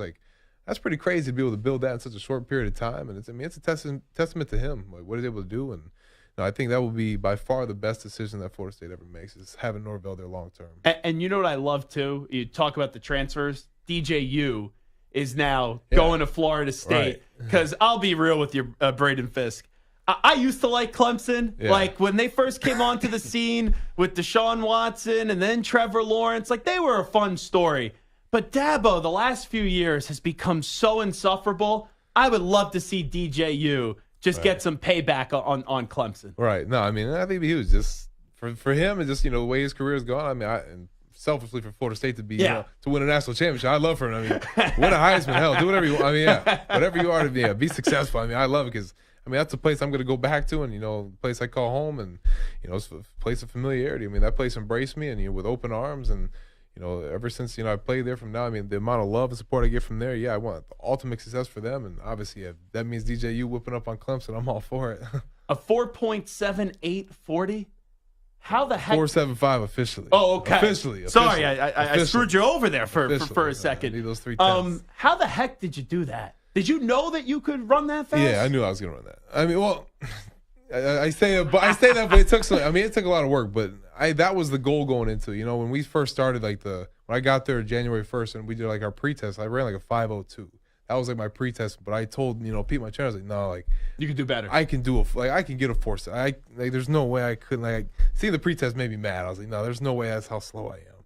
And then, just the work that was put in, and each week that I'm down to training, you get a little faster, a little bit better. You keep tracking your times, and I'm creeping up on them 4.7s. And once we hit that last combine, or last mock combine before the actual one, I was in the 4.7 range. I was all right, we're gonna do it. And then obviously when I went out there, I was feeling great, because the whole point of the training you do is to peak up to that point. Yeah. And with everything built in, I followed every rule that we had to, that was dialed in for us. And sure enough, that 4.7 hit, and it was And they made a big deal about the when you crossed the finish line in the broadcast. Like you would have thought you were a WWE superstar screaming, "Oh yeah!" But it was like a really subtle, "Oh yeah." You knew in that moment, man, I just killed it. Yeah, I mean, I knew after the first 10, I was like, all right, we're rolling. I felt that quickly. Yeah, I mean, yeah, because I mean, you run them so much in training. You like every little detail of like how you're feeling when you're running.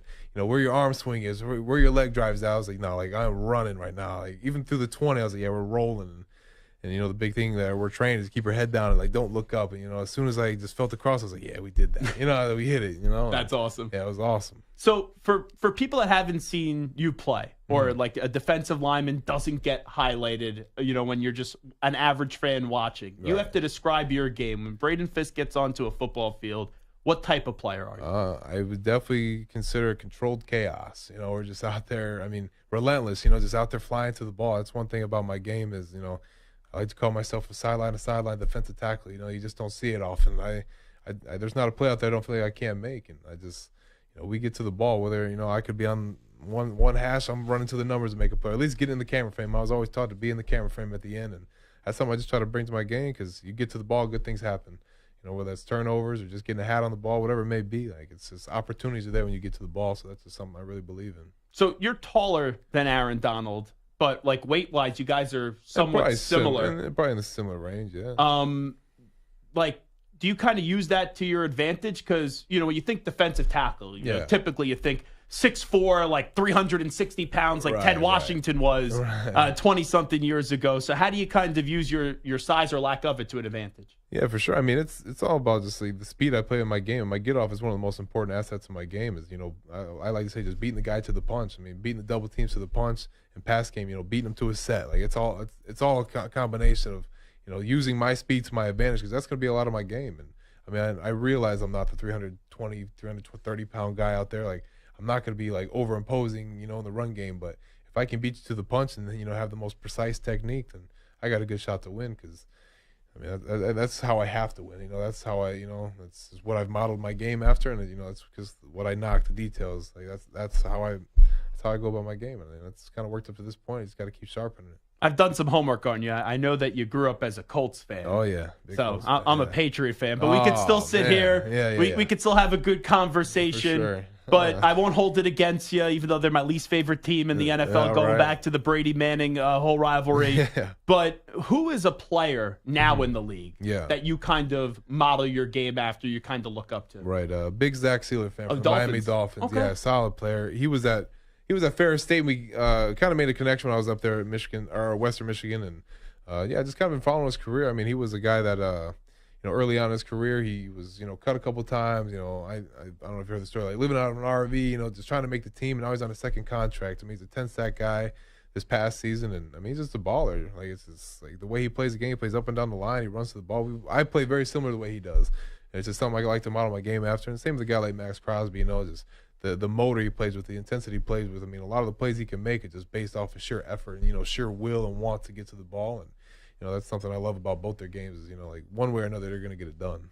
There's nothing wrong with going to a smaller school. Like I went to Temple. A lot of my friends that played on the Temple football team ended up. To us, it's not a big deal, but the outside world is, he didn't play anybody. Yeah, exactly. But I don't mind having a player that was overlooked, and has a little extra chip on his shoulder and feels like he gets slighted. But why did you think in your recruiting process, looking back at it, you had to go to Western Michigan first before landing at Florida State? Well, I think it started because I was a 230-pound offensive lineman in high school. I mean, that was probably the first issue, but I think it was hard for teams just to project what I was going to be. Like, I mean, I was like 6'3", 6'4", 230 pounds playing offensive line because my high school coach didn't believe in the two-way player.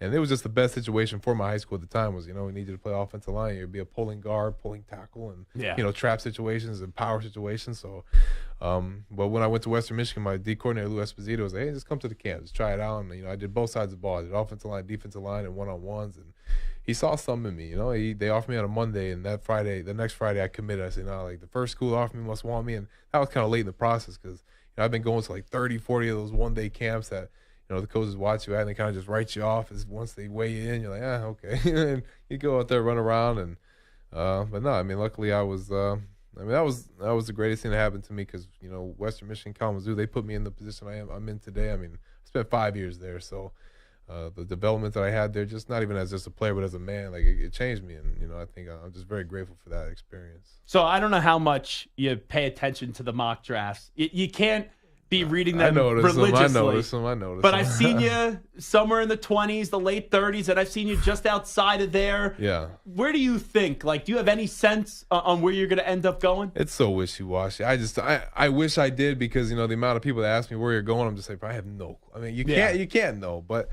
I mean, I think with the work that's been put in, the body of work, everything I've been able to accomplish, I think maybe in that range. I wish I could give you a solidified answer. I really have no idea. Have there been a few teams that you've talked to, maybe more than the others? Yeah, I mean, for sure. I mean, I definitely, have talked a lot to the, Seahawks, Steelers, Vegas a little bit, and but really all 32, because everyone plays their cards differently, I mean, like private workouts, whatever it may be, like you just know, like some teams have interest, but they don't want to play their cards because they don't want to let another team know, how interested they are, whatever it may be. But yeah, I mean, I'm excited to see what happens. It's gonna be an interesting day. Yeah. What do you think you're going to do for it? Are you going to the draft? That's kind of the you're waiting to see if the invite's extended. Right, the ground kind of. Yeah, that's kind of where we're playing the waiting game of like, if I am invited, do you want to go? Like, because I've been telling my team like, damn, like, do I want to be the guy that's sitting there at 25, 26, 27 in the green room? You got the camera panned on you, looking all depressed with your family. It's torture. Right, and then when the whole time I'm thinking, maybe I could just be at home, my family and friends having a good time. But then the conversation's brought up of, what if you don't go and you just sit there like, I wish I would have been there just for the experience, because there's only 32 guys that get to go up there and shake the commissioner's hand and like walk on the stage and just get that picture taken. I mean, that's once in a lifetime opportunity. So I don't know. I'm still trying to figure that out. I mean, I see the both sides could be super cool, but I guess we'll try to make that decision as it comes. So who was your favorite Colts player growing up? Surprisingly, Bob Sanders. I was a big Bob Sanders fan. He was phenomenal. He was awesome. I think he won Defense Player of the Year in like 07. And just the way he flew around, and it was unfortunate his career was riddled with injuries. But man, he was a baller. And obviously, Dwight Freeney, Robert Mathis were big, and then Gary Brackett. And I love the Colts teams. Like that was like a huge part of my childhood. Like, I idolized those teams, and I mean, there's just so many studs. And I wish they could have won a couple more Super Bowls, but I had to run into y'all boys. Yeah, it was a few they couldn't. That get was the an job era done. of football that was an unreal era of like just competition. So last thing I'll ask you, and Braden Fiske is joining us in studio, is phenomenal. Had a great season this past year at Florida State, rising up the draft boards. The 40 time was just absolutely insane. I'm a GM, and I say to you, why should I use a first round pick on you? What's the answer you give me? I just think what I bring to the table from a maturity standpoint, I mean, I think I've been able to polish my game up to this point in my career, and just what I bring into the locker room from a leadership standpoint. I mean, you're getting a pro from day one. I'm not somebody that there's going to be off the field issues. I'm not a young guy that doesn't know how to deal with, being somewhere on time. I'm not somebody that doesn't know how to deal with injuries. I've been through the injuries. I know how to rehab. I get what it takes to, be a pro, and just what it means to be in a locker room with guys and, having the same common goal. Like I'm not the, the me guy. I'm a we guy, and that's something I can bring from day one. And I think I could be an instant impact. I've seen so much ball. You hand me a playbook, I'm gonna have it ready. Like just everything from just being a pro standpoint. I think it's something I bring from day one, and I can't wait to get into a locker room, no matter where I'm picked, because I know like the instant impact I can have, and just how I'm going to treat it from day one. Like I'm going to find a vet from day one, and we're going to get to work. I'm going to take all the information I can, and I'm just ready to go. I've been waiting on this moment for a long time. Now, I've been waiting to bring this up, and I'll make it my last question here with Braden Fiske. Let's say I read all these scouting reports, and for you, they're like short arms. I don't see the short arms. I don't. I mean, that's all I hear. But, it's funny because you hear from the scout side, the guys, they have to look at all the analytics. And Stupid process. You're right. They're the ones that care so much about the, arm length. But you talk to D-line coaches, they're like, I don't care, man. You play in the interior, like, you're good. And that feels better because, you hear it enough times, you're like, damn, man, is that really is it really gonna be that big of an issue? Like, what's going on? But when you hear get confirmation from the right people, it's like, yeah, the scouts know what they're talking about. We're good. Well, appreciate you coming in. Best of luck, and we're hoping that your name is called nice and early coming up at the end of next month. All right? Yes, sir. Thank you for having me. This has been awesome. You got it. He is Braden Fiske joining us on the Zach Gelb Show on CBS Sports Radio. We'll take a timeout. Come on back after these short messages. You're in a 5-minute break.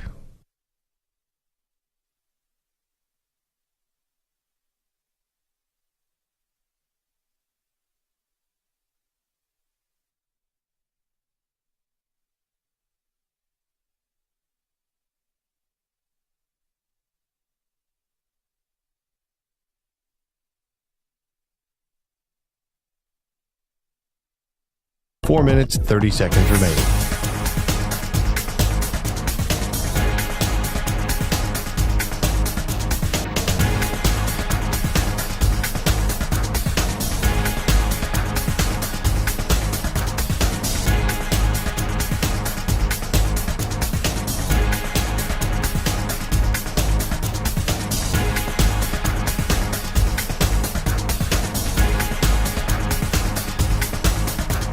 Four minutes remaining.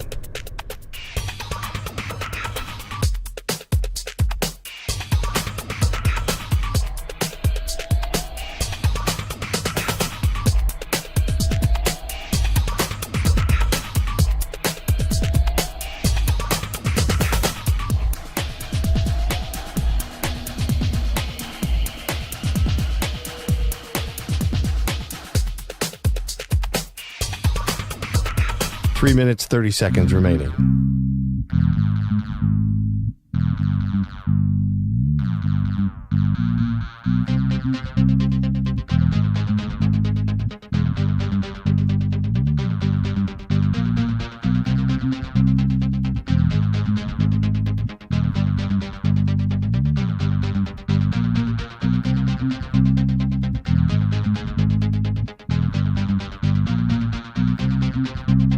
Three minutes remaining.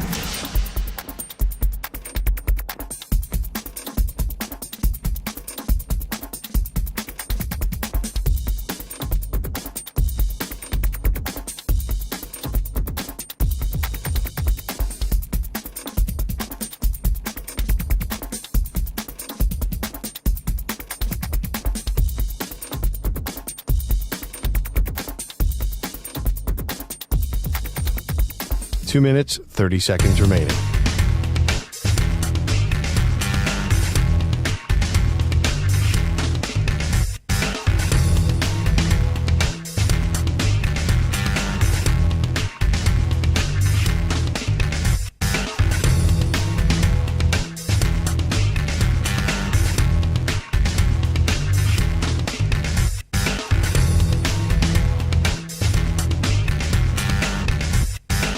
Two minutes remaining.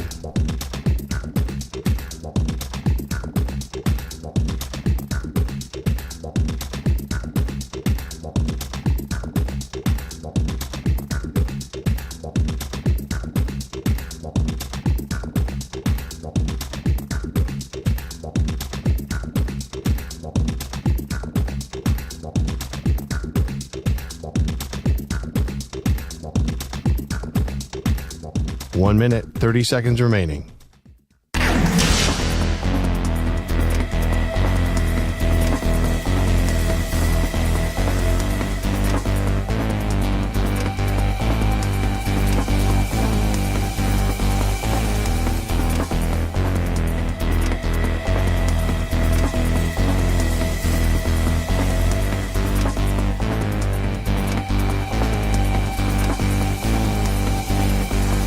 One minute remaining.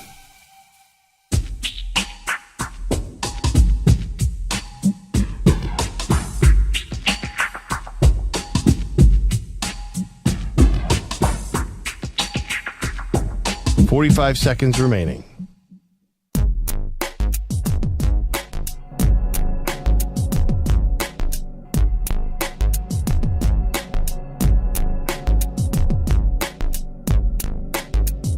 .30 seconds remaining.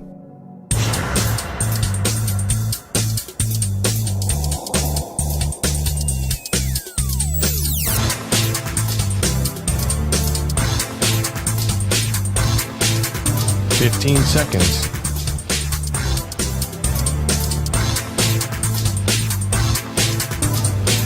Break ends in 5 seconds.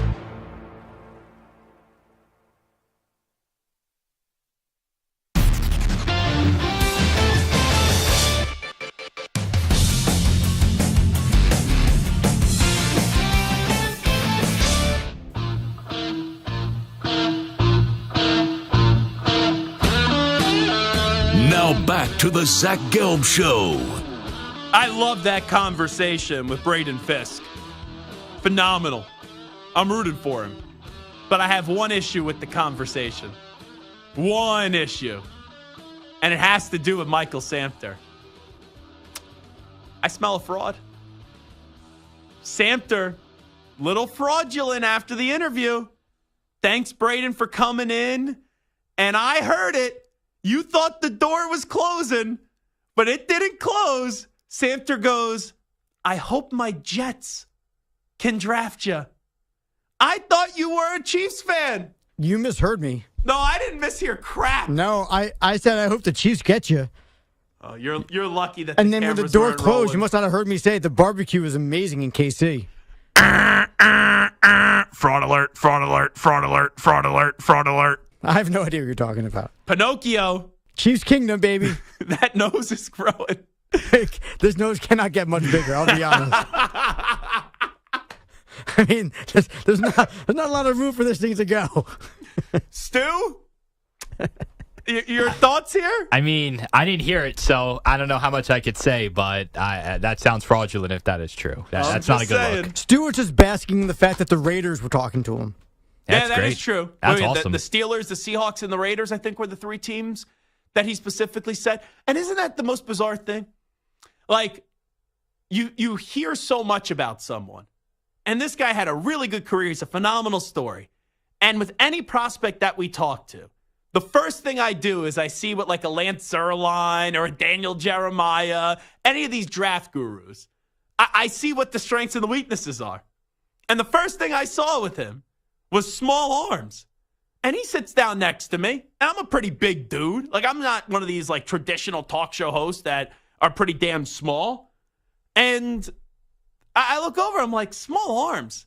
What the heck are they talking about with Braden Fiske? So it's one of those just ridiculous draft analysis that just goes way too You know who far. else had small arms and that dropped him out of the top pick? Was Aiden Hutchinson. How's that turning out for the Lions? You know what? That is a great point. And the player from Georgia, Trayvon Walker, who's been okay. He's actually, the last year, he's actually gotten a lot better. He had 10 sacks last year. Yeah, but I look back at that draft. I remember saying this when we were there in Vegas, that there should have been two people, bare minimum, that should have gone before Walker. And that was Hutchinson. And then it was also Kayvon Thibodeau, who, like, Kayvon Thibodeau, the analysis with him in the draft. And I remember I talked about a Super Bowl, and I'm like, man, I know what people say about you, and I just don't get that from this conversation, that he cares too much about being a star and he cares too much about being off the field, you know, and what he does off the field, that football can't be his main focus. And, since I bring that up, did you see Caleb Williams at the USC basketball game last night? So Caleb Williams at the USC women's basketball game last night, and he has his fingernails painted, he's like dancing, and people are slamming him today for that. Now, here's what I will say about Caleb Williams. Like, I don't care if you paint your fingernails. I don't care if you dance. The only fear I have with Caleb Williams, and maybe it's just because I realized this recently, because 9.9 times out of 10, and I've said this numerous times, I think the entire draft process is a sham, and I think it's a bunch of hogwash. But when we've just seen Russell Wilson go from being like a great unquestioned quarterback to now it's like he cares more about the off-the-field brand, and, he did all those TikToks where he's like, Mr. Unlimited, and it was just really, like, creepy. You just now, whenever I see a quarterback, I go, does he give you any Russ vibes? And Caleb Williams, sometimes on social media, can give you a little Russell Wilson vibe. And I saw Ike Reese, the former linebacker and special teams player, and now does a talk show, going to be doing a talk show with Spike Eskin, our boss, whenever they let Spike leave this building, whenever that will be.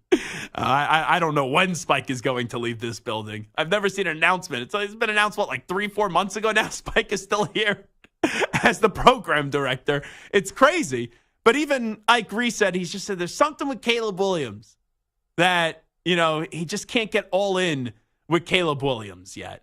And that just the Russell Wilson kind of off the field situation is the one thing with Caleb Williams where I'm just like, maybe there's something to it. And I think it's such I don't want to say stupid move by Russell Wilson, but Russ just cared so much about the way he was portrayed the last 2 years, and Russ cared so much about the imaging around him and all that stuff, and it felt like he put more of an emphasis on the brand of Russell Wilson rather than the football player of Russell Wilson.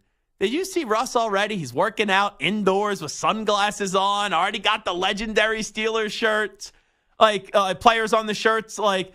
Russ gives you the ultimate try hard vibes the last 3 years, where he just wants to be the cool kid at the popular table. And you already were the cool kid at the popular table, but now you're really laying into it, and it's almost a little bit insufferable. So that's going to be a thing. And it's not like this is just out of nowhere. Even Jalen Johnson of the Chicago Bears, right? Their corner that just got paid a pretty penny. Even he was just saying recently, that Hollywood stuff isn't going to fly in our locker room. That's the only concern I have with Caleb Williams, is the first impression with these Bears teammates. And if you're as good as people say you're on the field, then winning and being great will win out. But I want to see if there's a little early adversity, especially when so many of those guys were adamant that Justin Fields was the guy, how they just handle that entire situation if it gets off to a little bit of a rocky start. Wholeheartedly, it's the right decision. 100% the right decision to go with Caleb Williams, number 1 pick, and you have DJ Moore, you have Keenan Allen, you're walking into a good situation. But I want to see what that first impression is like, and then if they get off to a 1-3 start, we'll really then see the leadership of Caleb Williams, and can he then make that transition to the NFL? The one thing I'll say is, as much as I love DJ Moore and as much as I've been a Keenan Allen guy, I had him on fantasy teams for years. Yeah. Before people were recognizing him, I was like, man, this guy is a baller. As good as they are and as veteran as they are and all of these things, at the end of the day, I don't think anything that they say or do is going to matter. Caleb Williams is the future of that franchise.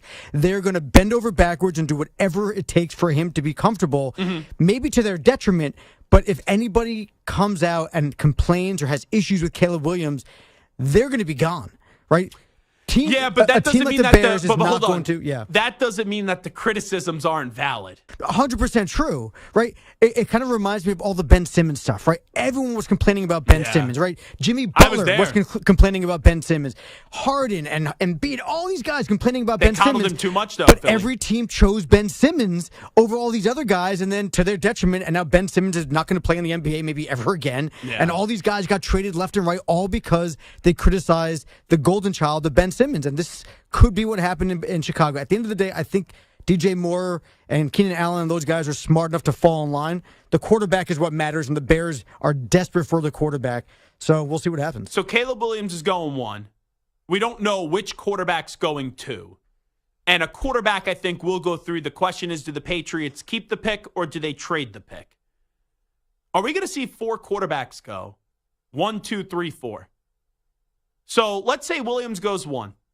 Jaden Daniels goes 2. Drake May goes 3. Maybe it's McCarthy 3. But that 4th pick, whether the 3 teams stay the same or not, I think it's going to be fascinating. Who then calls the Cardinals? Because the Cardinals, I think they got to go for it. I think they should draft Marvin Harrison Jr., assuming he's there, and he will be there. But you could get 2, 3 future first-round picks and just delay going for it another year. The reason why I'm just so hell-bent on taking Marvin Harrison Jr., not only do I think he's the best player in this draft, but I want to see Kyler Murray get a legit shot to succeed this year. And I think you got to go for it after punting a year ago and getting that extra first-round pick with the deal that you made with the Houston Texans.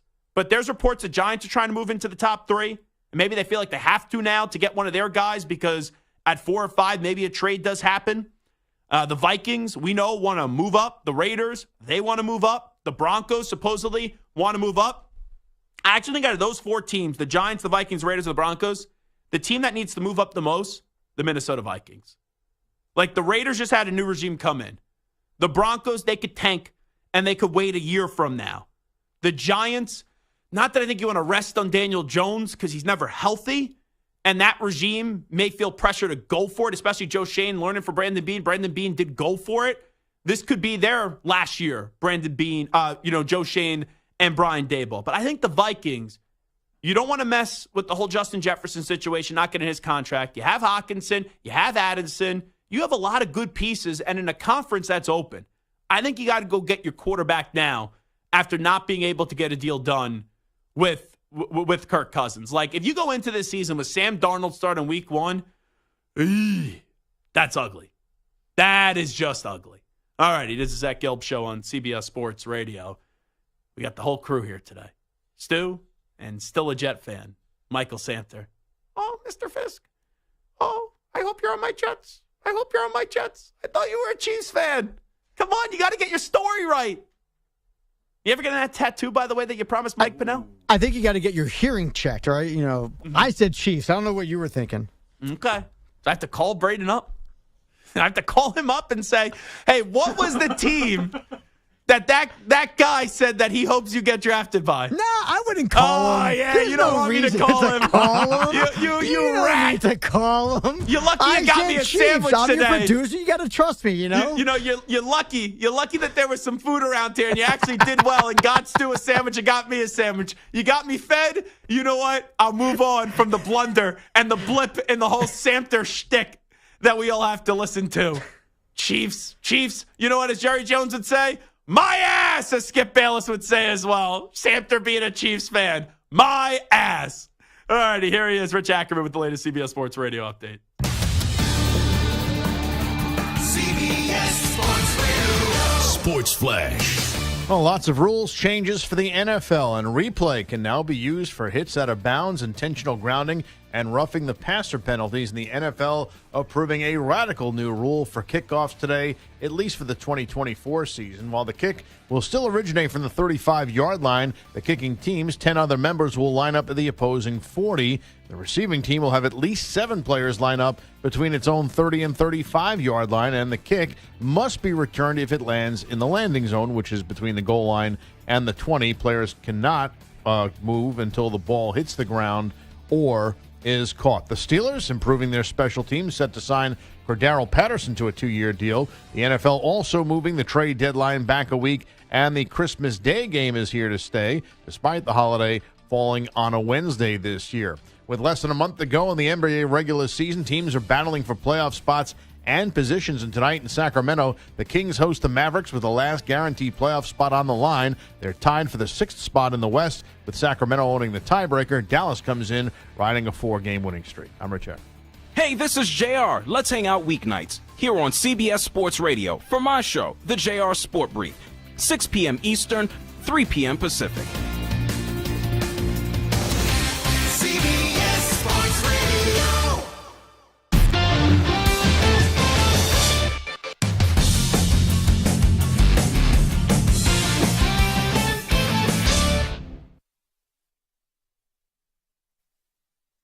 You're in a 5-minute break.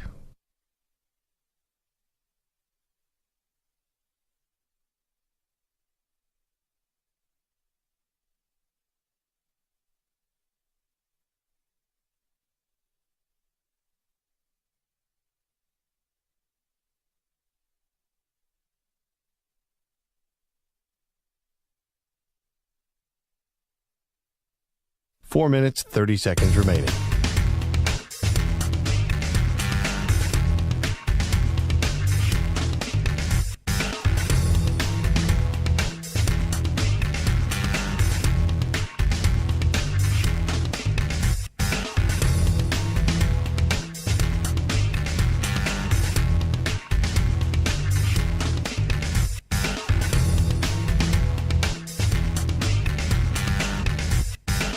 Four minutes remaining.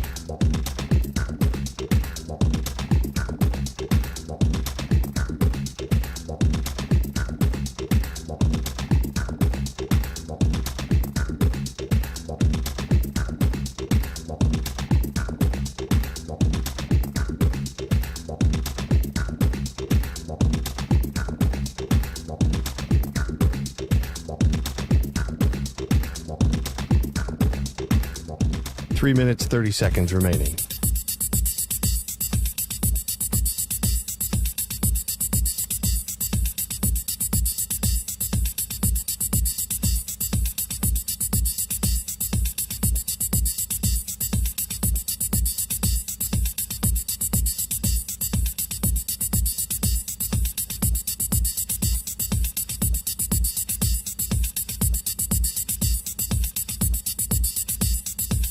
3 minutes remaining.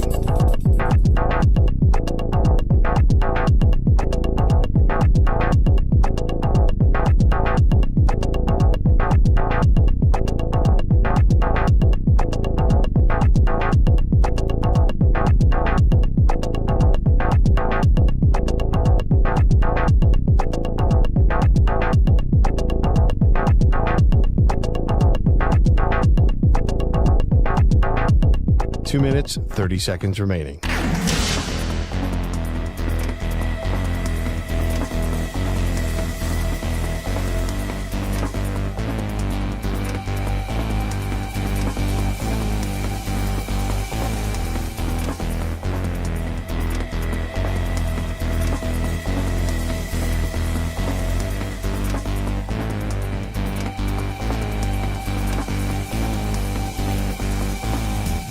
Two minutes remaining.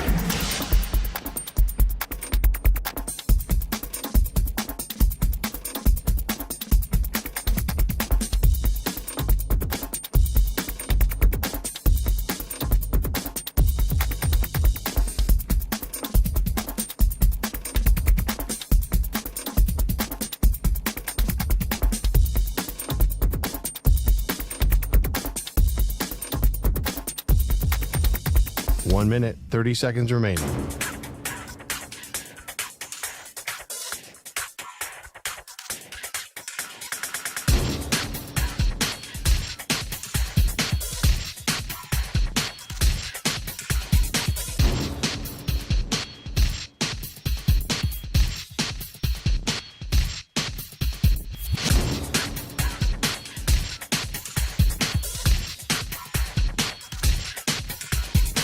One minute remaining.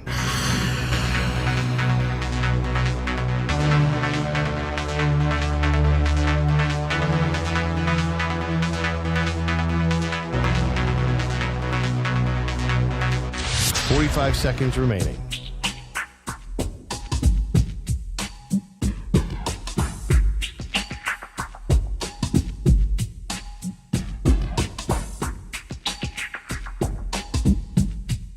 Thirty seconds remaining.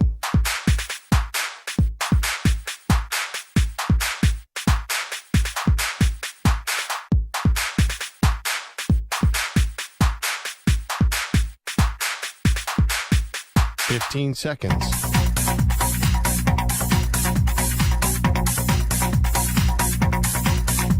Break ends in 5 seconds.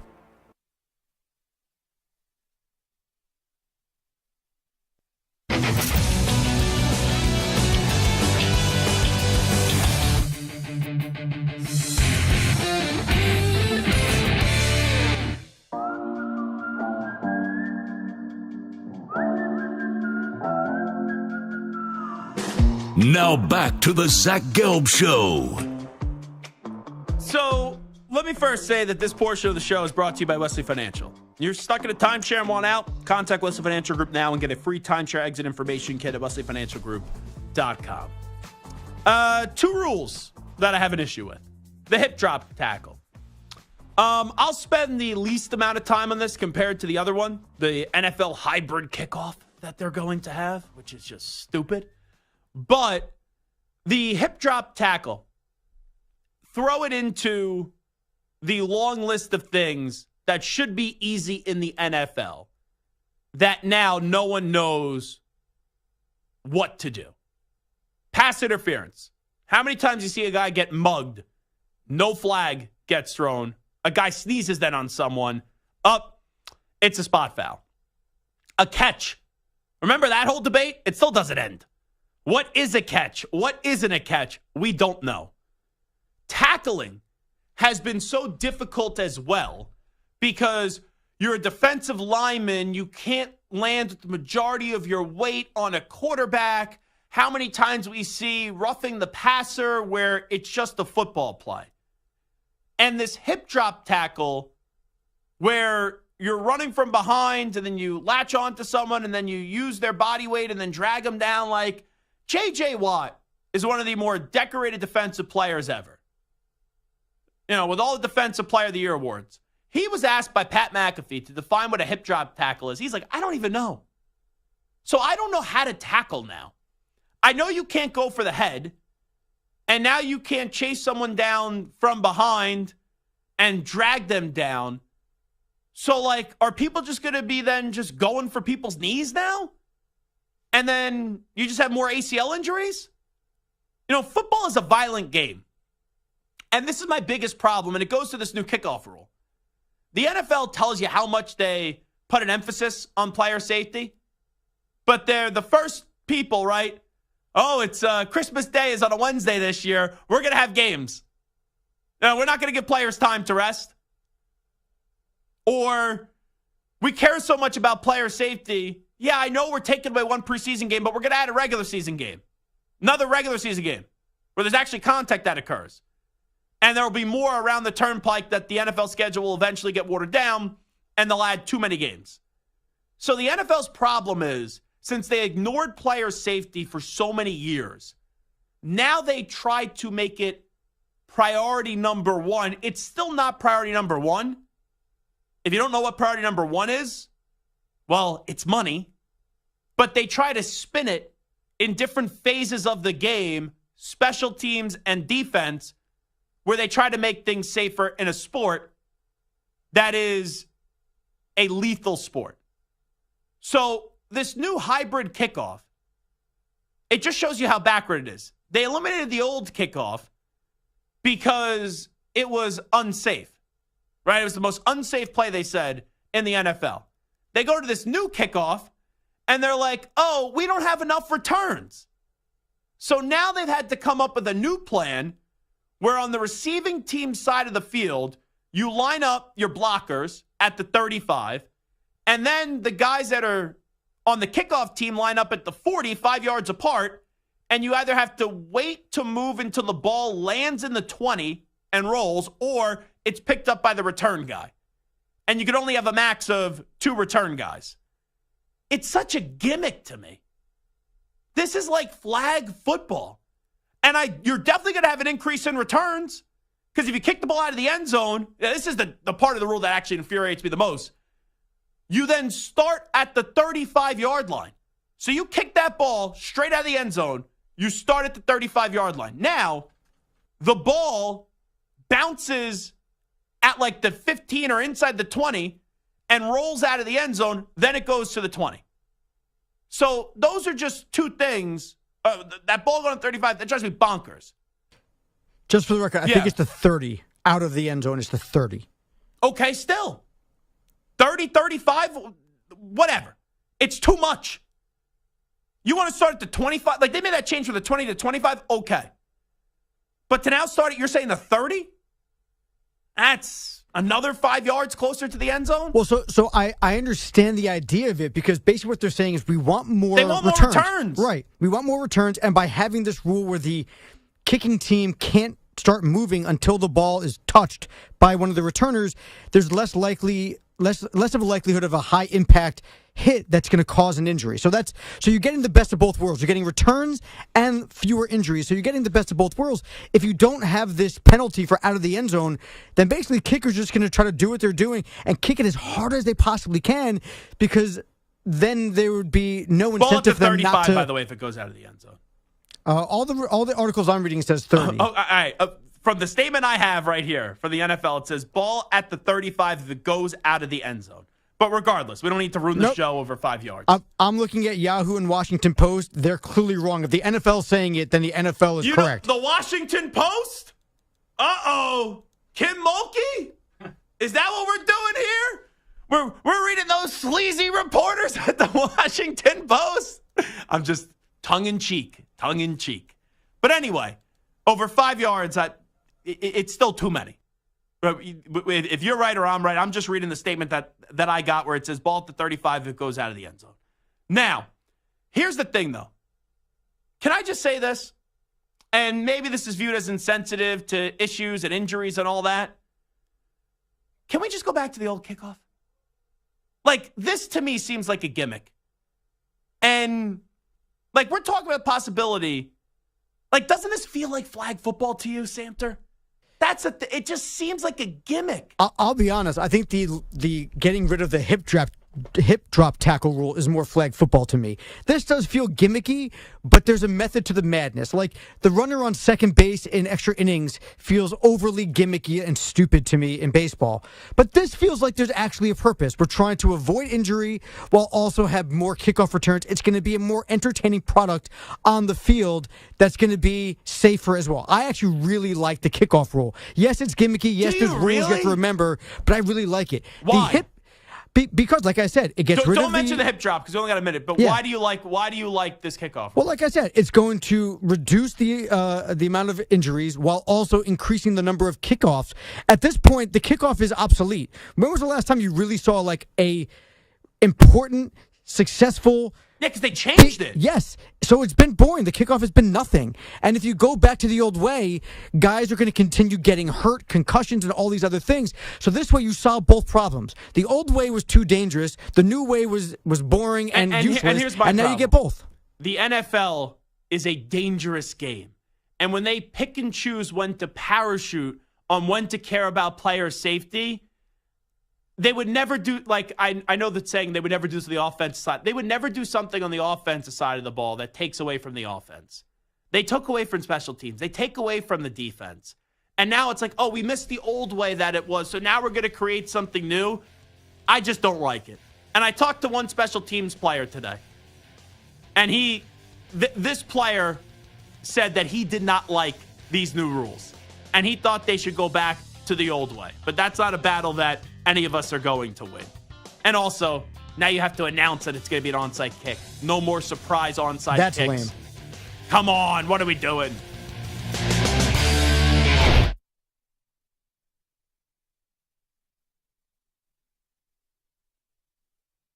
You're in a 5-minute break.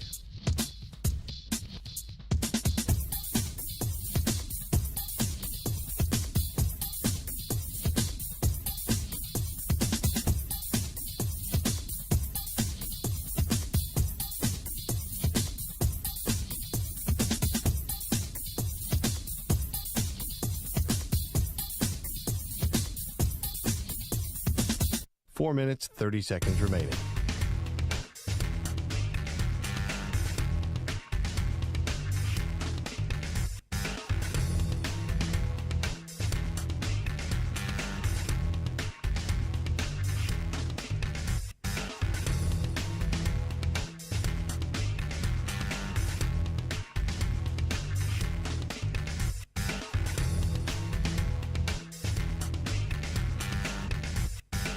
Four minutes remaining.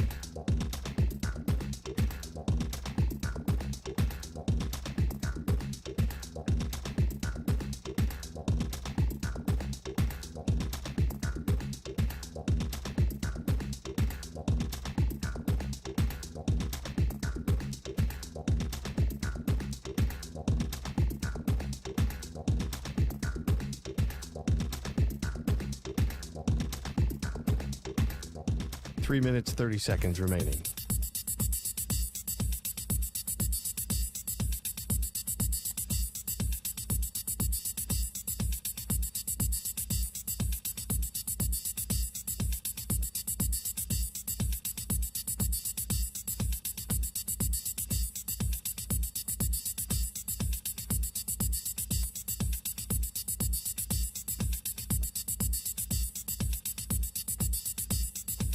Three minutes remaining.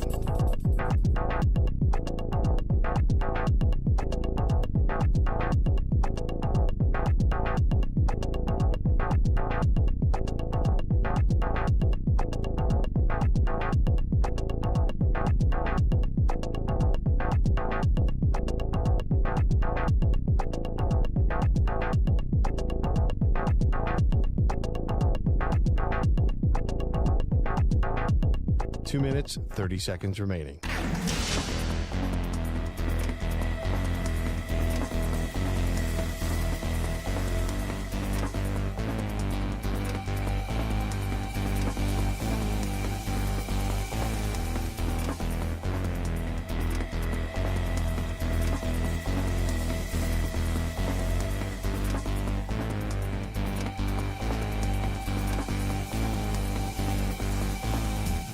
Two minutes remaining.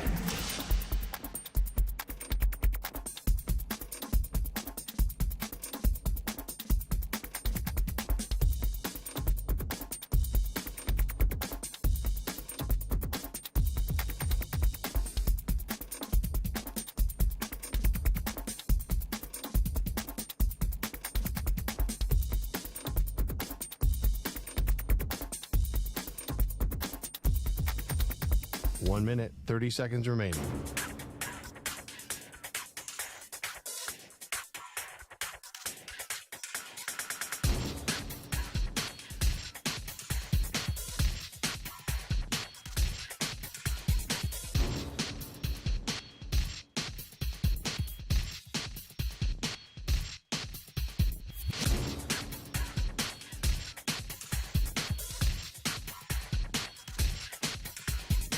One minute remaining.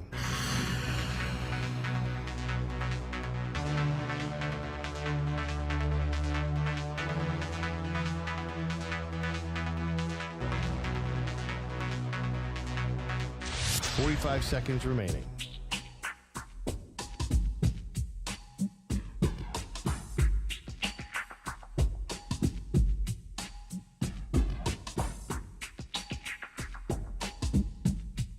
.30 seconds remaining.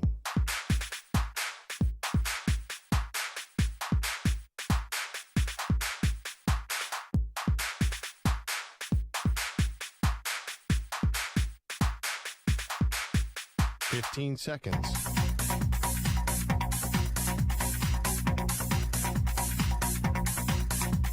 Break ends in 5 seconds.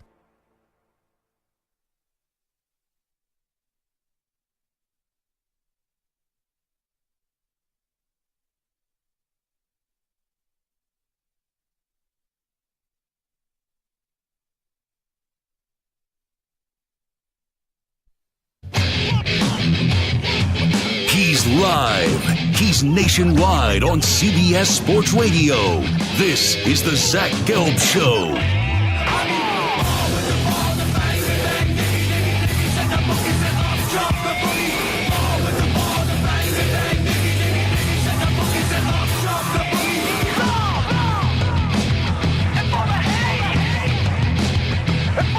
Here's your host, Zach Gelb.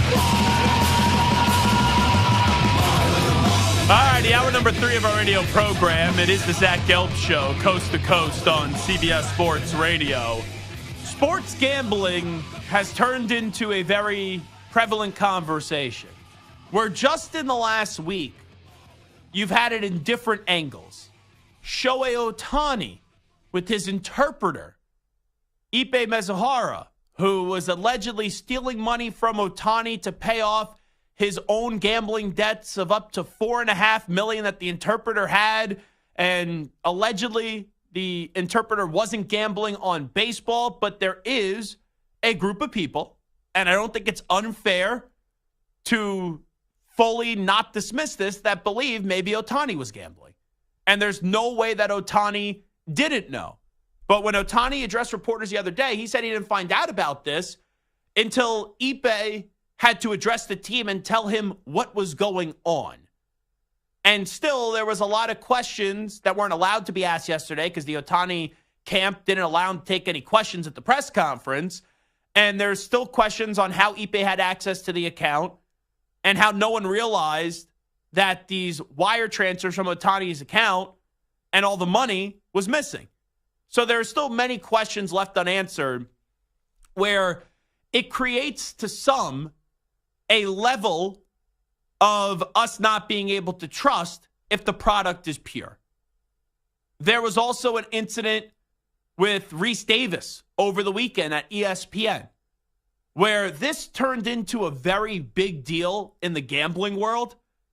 I think someone like me, who I gamble, but I wouldn't consider myself like an expert on gambling, because I think anyone that refers to themselves as an expert on gambling doesn't know what the heck they're actually talking about. Like, they may be more plugged in than we are. They may have all this information and the stats. But if you're an expert on gambling, no offense, you don't need to end up broadcasting it. Like, you're sitting on a bunch of bags of cash somewhere, and you're just gambling and doing this all in a quiet place.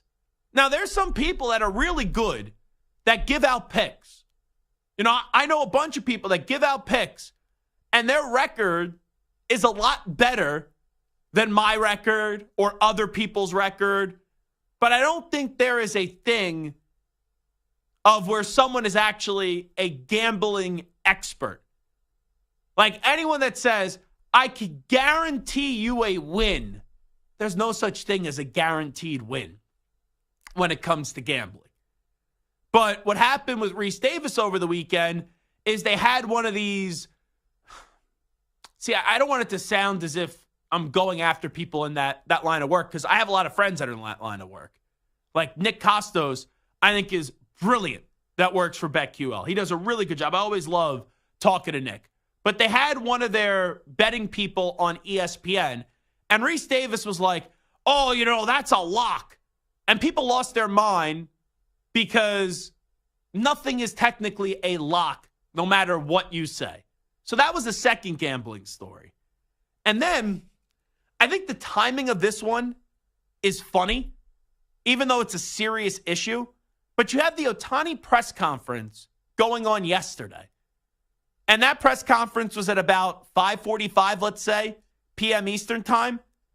And either during it or shortly after it, when everyone's reacting to Shohei Ohtani, there is a report on ESPN that says sources say the NBA eyes Raptors' Jonte Porter for betting issues. And it goes back to this. I actually think, when you look at the three stories that we mentioned, whether it's the whole Reese Davis situation, whether it's the Shohei Ohtani situation, I actually think this one with Jonte Porter could actually be the most damaging. Because if, let's just say, Ohtani wasn't gambling on baseball, or Ipe wasn't gambling on baseball, I'm not saying it's a non-story, because there's many legality situations that do derive from it, and there's a lot of ambiguous things here. But when we get to this story with Jonte Porter, and you just look at it, and you see some of the things that are being monitored, where on March 20th, I'm reading this from ESPN, against the Sacramento Kings, Porter played just 3 minutes before exiting because of what the Raptors said was an illness and did not return. He did not score after attempting one shot and had 2 rebounds. Sportsbooks had his over-under set around 7.5 points and 5.5 rebounds.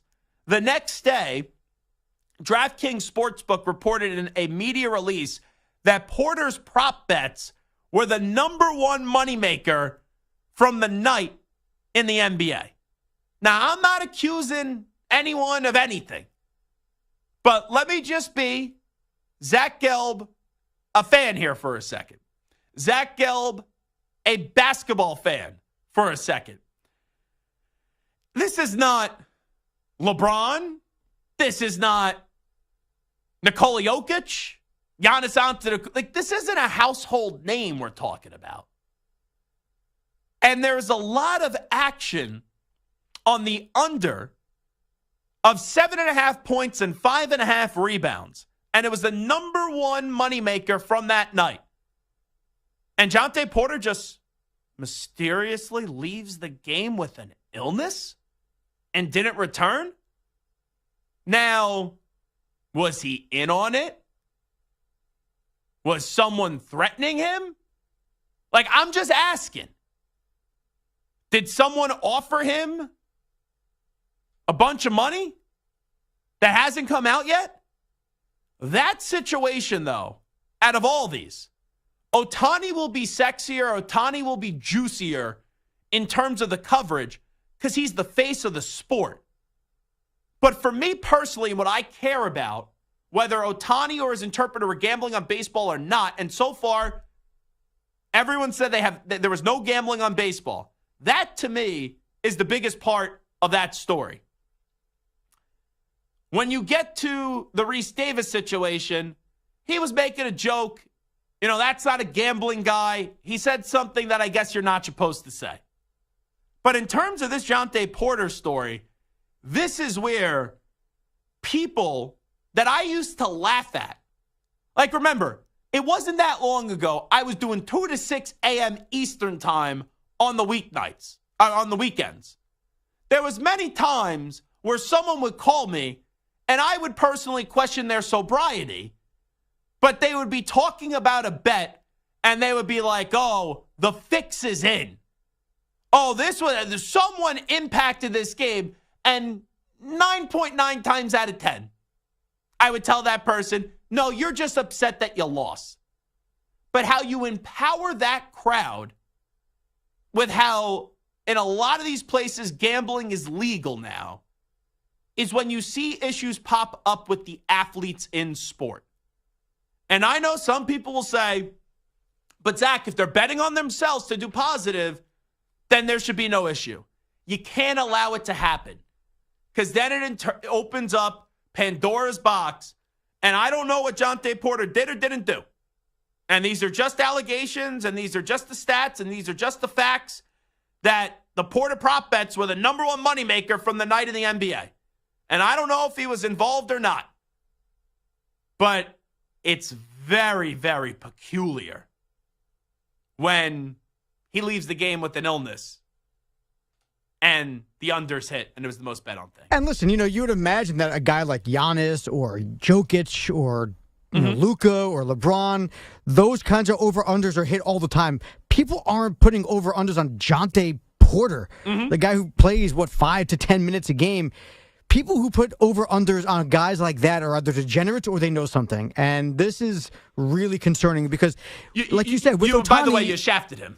What? 14.4 minutes per game. I'm so sorry. Porter. Yeah, Come on, have some respect. I apologize. I'm sorry. I said 5 to 10 minutes. The guy's 14 minutes a game. Now, his average, by the way, superstar on the year, because now I'm interested. It's 4.6 points per game and 3.3 rebounds per game.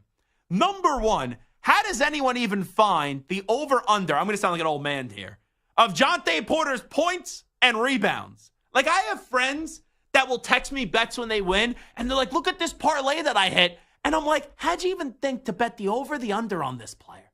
Like, seriously.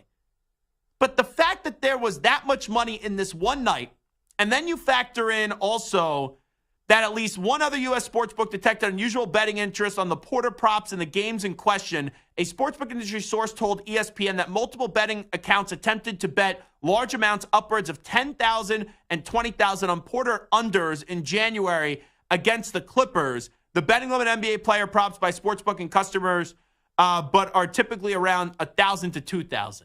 Something just doesn't add up here. Whether Porter's saying he's going to get fewer minutes that night, or he's not feeling well, he tells a friend, and then someone else tells someone, or if someone approached him. But what I'm saying here, Samter, is when things like this happen, regardless of what is true or what isn't, like when the Calvin Ridley situation happens, or the Lions situation happens, or now the Ohtani situation happens, or now the Jonte Porter situation happens, it empowers the crowd that says the games are fixed. And this is the biggest nightmare for all sports. And it's crazy that now we've had a bookend in a week from Ohtani to Jonte Porter. From the creme de la creme star to, I don't say this disrespectfully, pretty much a no-name, right? So it's at both ends of the spectrum. From the extremely successful to someone that we would never be talking about on this show unless he was embroiled in a controversy or had his one shining moment and made a big shot or something like that in a game. And that is what all these leagues who will take the money, they will get into bed with all these gambling companies. And people will bitch and complain, oh, why can the leagues get involved but the players can't? The rules are the rules. And I have no sympathy, unless you have a problem. Let me be clear on that. But I have no sympathy if you allow someone to impact how you perform on a court or a field because money gets involved. If that's the case, I have no sympathy for it because you know the rules. There's some rules in our office that I don't like that you could think are maybe unfair, but those are the rules of the employer. Those are the rules of the league that you play in. And if you want to play in the league, you can't violate these rules. And when you violate these rules, there needs to be a thorough investigation, and you need to be suspended if you did wrong, because that's a big problem with sports. I will always watch sports. I will always love sports. But when people start to question the integrity of the results, whether you think it's fair or not is irrelevant. But when you have stories like this pop up, it's damaging. It's extremely damaging. And like you said, all sports has is its integrity and the belief that it's on the up and up. Once people start, and like you said, there's always a crowd that's going to doubt X, Y, Z. Yeah. But for the most part, the majority of us believe that the games are being played respectfully, responsibly, and truthfully. When we start seeing things like the Ohtani thing, there needs to be a lot of dots that get connected for there to be any concern that there's any integrity issues, right? Maybe he's breaking rules or laws, but I don't really think that there's any integrity. There's nothing connecting Ohtani to throwing games or shaving points or shaving runs. Nothing yet. But people will believe that he was betting. Right. But and even though there's nothing concrete to latch on to, I can't fully dispute someone that says that right now. Especially yesterday when he answers nothing. Right. No, but I guess my point is like there's so many dots that need to be connected for us to get to the point of there being an integrity issue. Maybe he broke a rule. Maybe he bet on baseball but had no impact on the games. That's a whole different story. Same thing with Calvin Ridley. This thing with Jonte Porter is specifically something that's dealing with the actual product on the court, which is a huge problem. And like you think about the 1919 Black Sox, right? The 1918, the Shoeless Joe and the 8 men out. Those guys were getting paid peanuts. They had to have second, third jobs oftentimes. So, like, the amount of money coming in meant something for their actual livelihood. Now, I'm not ripping Jonte Porter or whatever. I'm not saying that he's a uber wealthy man. But so far over his career, which has been 3 years, he's made $2.4 million. A lot of us are never going to see that kind of money in our lifetimes. So, yes, I know he's not making the kind of money that some of these other basketball players are making, but he's got $2.4 million that he's making. Yeah. So, like, I feel zero, like you talk about sympathy, I feel no sympathy for him. Because you're making enough money to be content and happy. The only way I had sympathy for him is if he has some sort of addiction. That would be like if he had a gambling addiction, something like that, that's the only way I would have sympathy. But if you just got caught up with the crowd that said, we'll give you this money if you throw the game or you leave with a mysterious illness, then you should be banned from the sport and you should never play again.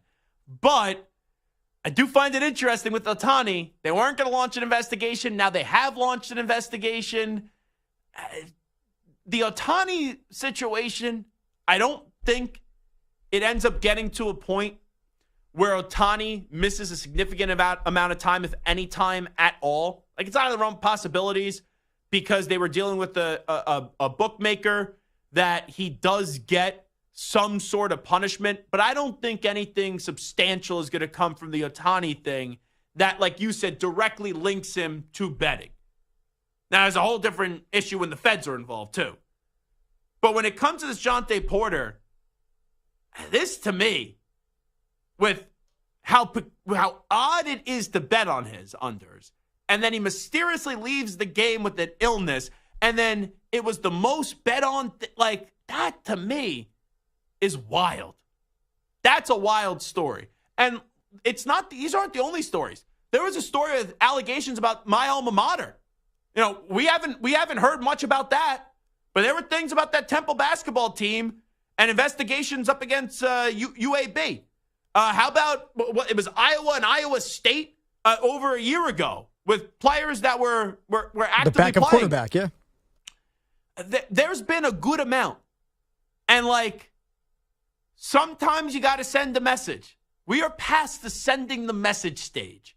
There has now been enough instances or enough allegations where 9.9 times out of 10, you're a professional athlete and you get caught betting on something you're not allowed to bet on. Stupid. Like the NFL, the rules are a little weird, but the rules have been reiterated.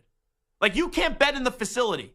You can't bet if you're in your car in the parking lot of the facility. There's things you're allowed to bet on. You can't bet on the NFL, but there's other sports you can bet on, but you're not allowed to bet in facility. So these technicalities now, or you didn't know, that doesn't fly anymore. And these are big issues. And don't tell me, the league shouldn't take any of this money. They're going to take the money. The league only cares about money. That's why when they changed the rules in all these sports, it was like, it's for player safety. BS.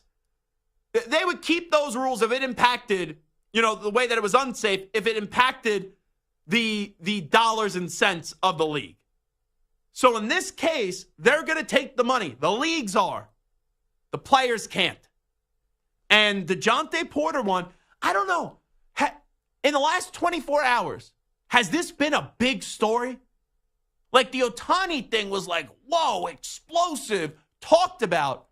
I haven't heard much about DeJounte Porter today. And I just think the possibilities there are more detrimental than what we know so far with the Ohtani situation. It is the Zach Gelb Show on CBS Sports Radio. When we come on back, I have 7 players. Luka Doncic, Joel Embiid, Lamar Jackson, Dak Prescott, Josh Allen, Joe Burrow, and Jason Tatum. When we mix the NBA and the NFL, out of all 7 of those guys, and none of them have a championship, who's the first player to win a championship in their respective sport? How do we rank them 1 to 7? We'll do that on the other side. You're in a 5-minute break.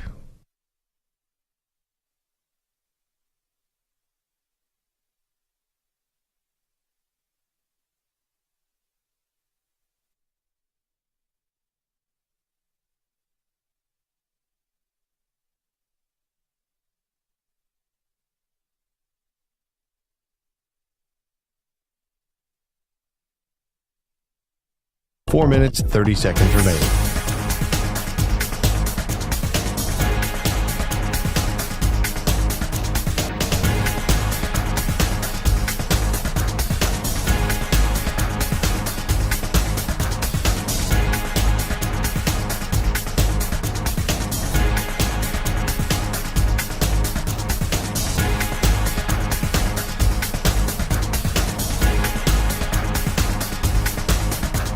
Four minutes remaining.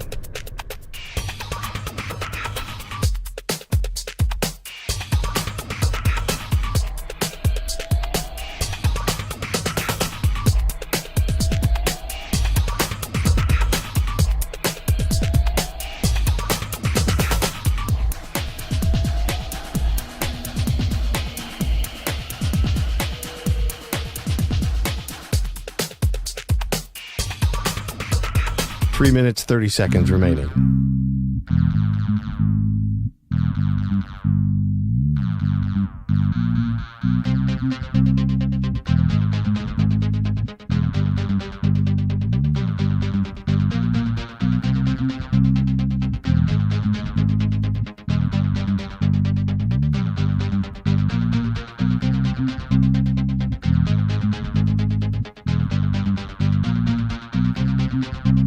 Three minutes remaining.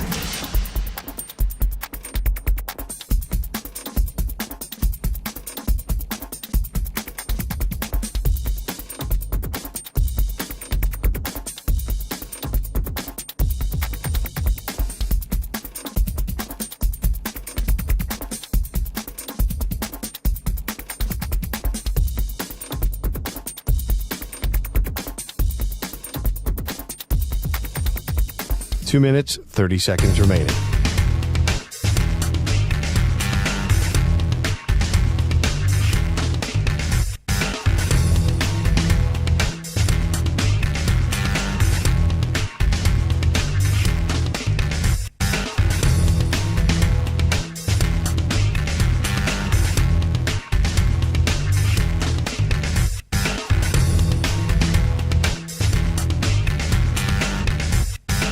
Two minutes remaining.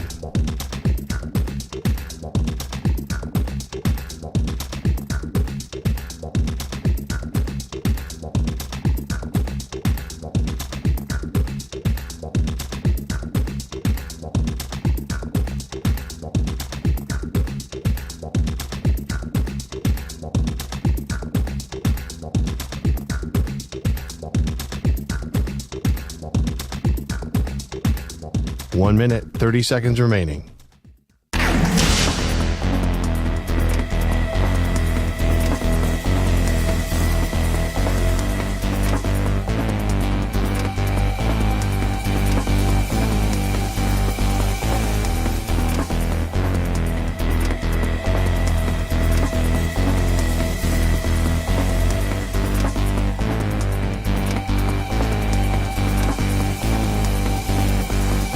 1 minute remaining.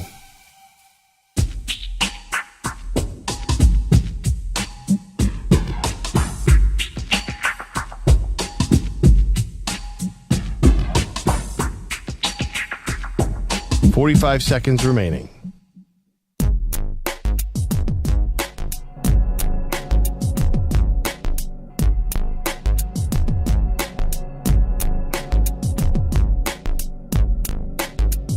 .30 seconds remaining.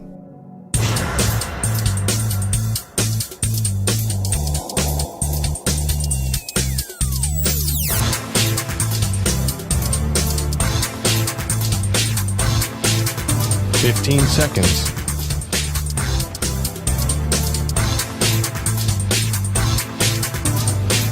Break ends in 5 seconds.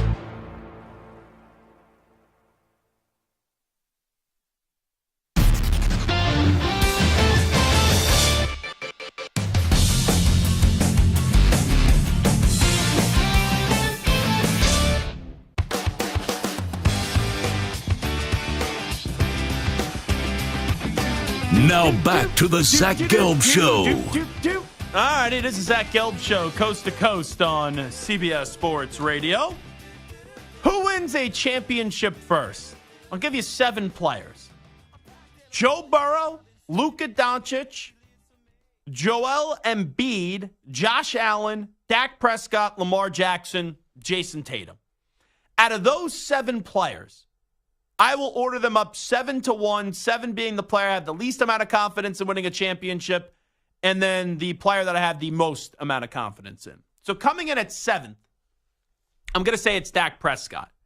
Now, not that I'll probably change that opinion, but I would feel better if Dak was on a different team. And that could be coming to a theater near you soon. Because today we found out that the Dallas Cowboys and Dak Prescott aren't negotiating. They already cut the salary down or was able to spread it out where reduced the salary for this year by $4 million from the tag of, or the price tag that was $60 million. We know that they can't franchise tag him next year. We know he has a no trade clause. And now the ball is really in Dak Prescott's court where, yeah, Jerry Jones is entering this season with Dak in the final year of his deal, with Mike McCarthy in the final year of his deal. But Dak, if he wants to, could hit free agency next year. And he could leave. I don't think Dak is a Super Bowl winning quarterback. I think Dak is the definition of a good quarterback, not a great quarterback. Can you be good and win a Super Bowl? Yeah, you don't need to be great. But usually the franchise-altering players, the Mahomeses, the Bradys, the Brees, the Roethlisberger, the Mannings, those are the guys that win championships. So I put Dak in at 7. In at number 6, I put Lamar Jackson. I'm a huge fan of Lamar, but I do have to kind of genuflect to the crowd that says he can't win a Super Bowl in this league. And I push back all the way until this postseason.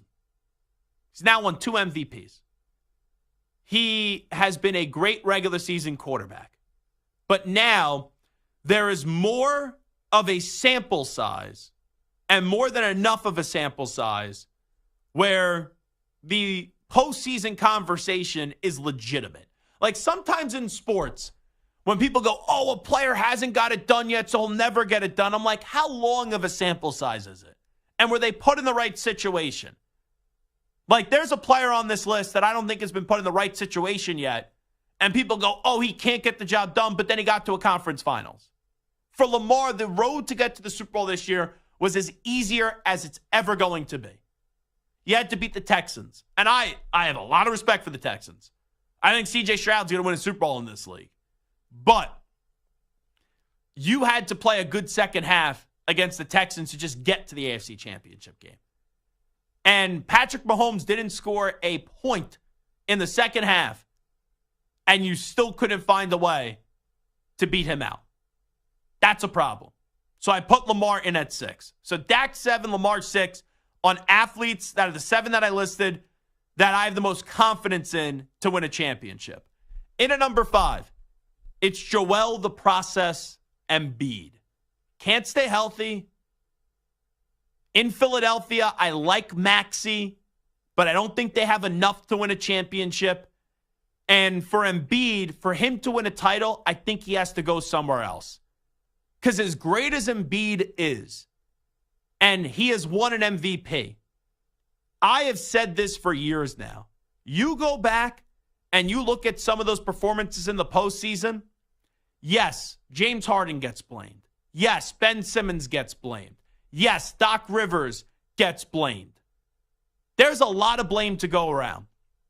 But because people like Embiid, and he's won an MVP, and he embraces that franchise, there's been moments. I was in that building, Game 5 against the Celtics years ago at TD Garden, where he turned the ball over late. You know, in the game against the Hawks, everyone remembers Ben Simmons passing up the dunk, and Embiid turned over the ball as well. He no-showed in that Game 7 against the Boston Celtics. So there have been moments now with Embiid where he's been given a pass because we all like to root for him. He's a great player, great personality. But as the series goes on, he gets out of shape, he gets tired, and these injuries keep on popping back up. In at number 4. So I was talking about Lamar, where I said there has to be a big enough sample size. You have to be put in the right position. Luka Doncic is phenomenal. He's easily a top 10 player in the league, probably a top 5 player in the league. But the thing with Luka is I don't think he's been put in the right situation in Dallas. Now, Jalen Brunson was underappreciated in Dallas, and he showed signs towards the end that he was going to be better, but still, even though the contract situation was the way the contract situation went down, and I've always been a big Jalen Brunson fan, going back to even when we thought he was going to go to my alma mater, and then he ends up going to Villanova, and he kicked my alma mater's ass for all those years, and he won 2 national championships, and he won a Player of the Year. Even I didn't know that Jalen Brunson was going to be that great. But for Luka Doncic, I don't think they've done a great job assembling the right team around him. And I know Kyrie made that 6th shot, I think it was last week, to win the game, but I can't trust Kyrie Irving anymore. I can't. And Luka, to me, even though Dirk won a title in Dallas, and I usually like to advocate for a player leaving a team, but I think Luka needs to leave the Mavericks in order to win a championship. But from a talent perspective and how young he is, and you're going to eventually have the NBA change where LeBron's going to be out of the league, Steph's going to be out of the league, and we've seen Giannis win a title. Can he win 2? We've seen Jokic win a title. I think he'll win a second one this year. I put Luka Doncic in there at 4, and if he gets to the right team, he could go win a championship rather quickly. 3, it's Josh Allen. I know that they didn't lead a touchdown drive late in that game against Kansas City. He had that great performance years ago against Kansas City, and the defense and special teams didn't get it done. He's been close. And I still think Josh Allen can win a Super Bowl, 1 Super Bowl in this league. 2, it's Joe Burrow. I'm actually surprised that I didn't put Burrow 1 because Burrow's been the one player in the league, you know, outside of Brady, I'm talking about active players, that has actually been able to put a dent in the armor of the dynasty of the Kansas City Chiefs. The only concern I have with Joe Burrow is the injuries. He's now had 2 season-ending injuries. And it's not like he's ancient. Right? He's only been in the league for 4 years. Now, he's been to 2 AFC championship games. He defeated Mahomes in 2 regular season games and then in the AFC championship game. But him not being able to stay healthy is a major concern. And then in at number 1, it's Jason Tatum. And I get it. The Celtics blew a 30-point lead last night. And that was a brutal performance. But Jason Tatum, for the last few years, when you look at the Eastern Conference, the Celtics have been very good. You know, even when Tatum and Brown were young and Kyrie was there and Kyrie got injured and Gordon Hayward got injured, that was a team that was in the conference finals then. They have consistently been in the conference finals. They made it to 1 NBA finals with this group. And there's, like, outside of the Nuggets, there's no team in the NBA that really scares me. And in the East, yeah, you always got to give credit to Milwaukee going into the postseason this year. But they bat out in the first round last year. Miami, they could always get to a final. They'll never win it. But the East still goes, I think, for this year through the Celtics. They have like a 10.5 point game lead in the standings. And yes, Tatum hasn't got the job done yet. But also, he plays in a sport Where when you look at the other two guys that are behind him that I just mentioned, right, Burrow and Allen in football, there are more injuries that occur there. It's more of a physical game in the NFL than it is the NBA. And this group in Boston, even though they've been there a lot, it's still a group with Brown and Tatum that is still young. So that's how I list it on who wins a title first. Out of those 7 athletes, Dak 7, Lamar 6, Embiid 5th, Luka 4, Allen 3rd, Burrow 2, and Tatum 1. Samter, I'll let you react to that list. What were your big takeaways when I go through those guys 1 through 7? So for me, I'm surprised that you had Dak on there, period. I just threw him into the conversation. Yeah, I was surprised because, it's been pretty adamant, even earlier today, that like Dak just doesn't seem to have the it to win a title. So Lamar makes sense. I'm surprised about Tatum, number 1 also. Listen, Tatum, we heard LeBron talk about it. He's been knocking on the door. But there just seems to be something missing. I mean, he blew a 30-point lead last night. In a regular season game in the NBA, people aren't going to like this that love the NBA. Regular season in the NBA means jack. I get it, but there's just something missing from the Celtics. And listen, maybe this is their year. I don't know, but I really have a hard time believing that they're going to be able to get over that hump. And as much as I like Tatum, there's just something missing. Maybe he'll prove me wrong, but there's just something that I just don't see. For me, Burrow is the clear number 1. So I would usually agree that Burrow should be number 1 on the list. You still have to, though, directly go up against Mahomes in the AFC. Tatum, he's going up against... Which he's done once before and he won. Yes, but then he's also lost another one. Sure. And also, Burrow's dealt with 2 now season-ending injuries. That's why I also went Tatum over Burrow, even though I believe individually more in Burrow as a player than Tatum. And I think Burrow is a better player in his sport than Tatum is a better player in his sport. But, there's not a lot of great teams in the NBA. At least you have in the NFL where you could say, there's not a lot of great teams as well. You have the creme de la creme player right in your conference. I think it's more open for a Tatum to get back to a finals and to win a finals than it is with Burrow. Because even if Burrow gets there and you beat Mahomes, you still got to beat the team in the other conference. And look, that offensive line was problematic, and Donald got to the quarterback. If they had another half second, he throws that touchdown right down the right-hand sideline to Jamar Chase, who was wide open. So I can't crush you for saying Burrow over Tatum. I just think it's easier to win a championship in the NBA than it is with the NFL when you also factor in Jason Tatum could have one off night. As long as it's not in a Game 7, you still live to see another day, or an elimination game. For the NFL, you have one off night or one facet of your game doesn't work in the postseason. You could be the most dominant team of all time. You get beat on any given night because it's single elimination. No, your logic is sound. There's just something missing with Tatum and the Celtics, and I don't know what it is. You don't like Tatum a lot. Say it again? You have not been as optimistic on Tatum as others have been. You said he was like the 9th or 10th best player. It's funny how these work. Which when you go down the list, 9th or 10th is basically where you should be, if not lower. Not to get into the weeds of it too much, but you said that about like a month and a half ago. I think he's better than the 9th or 10th best player in the league.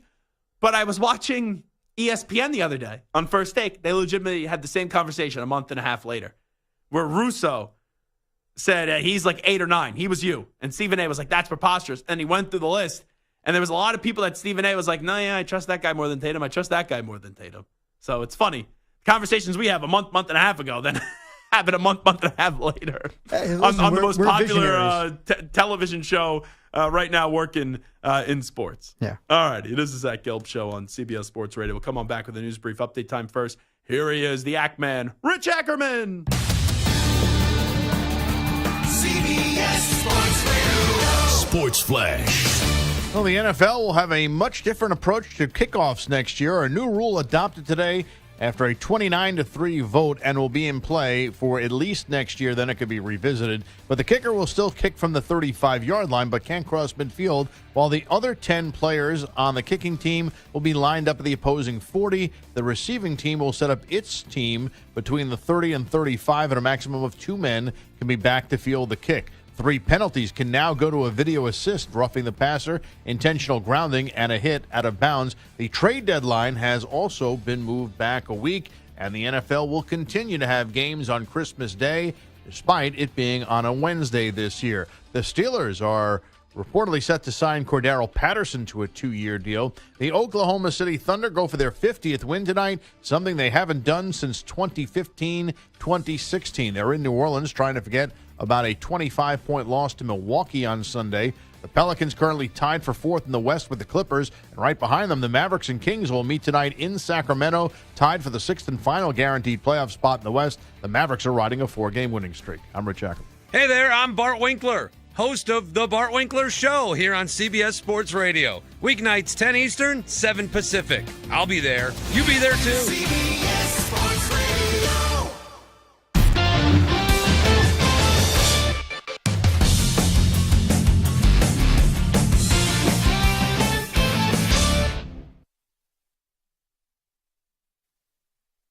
You're in a 5-minute break.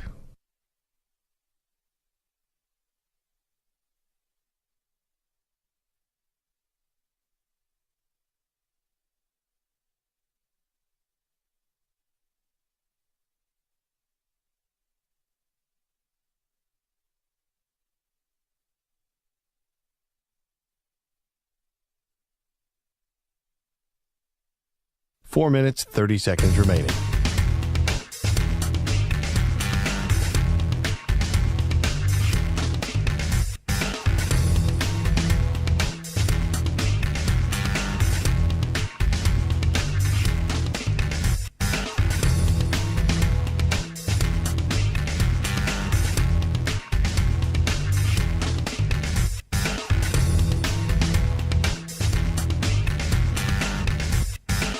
Four minutes remaining.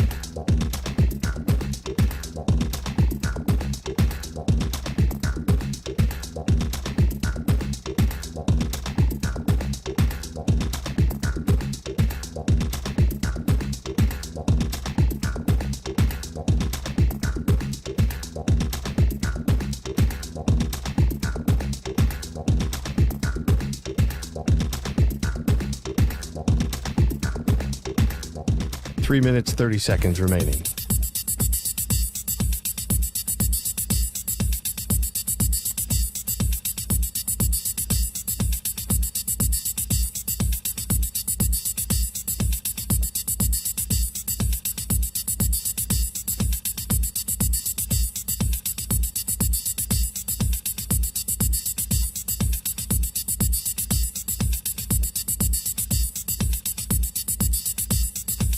Three minutes remaining.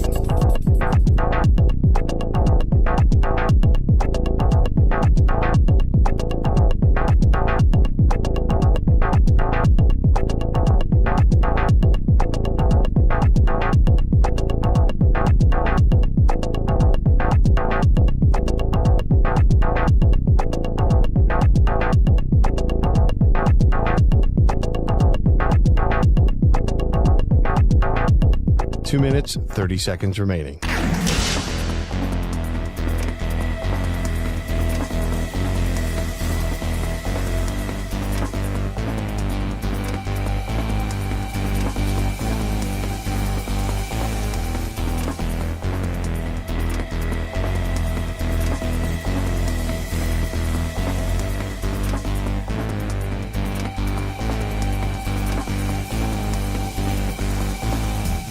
Two minutes remaining.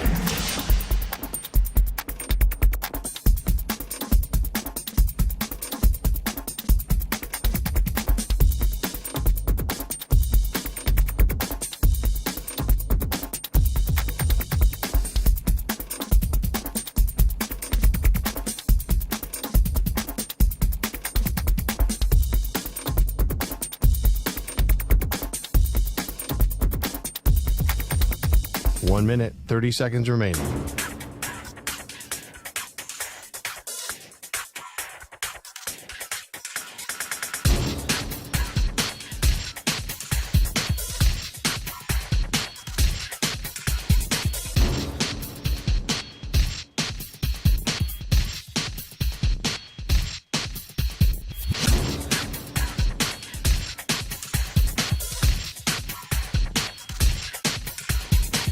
1 minute remaining.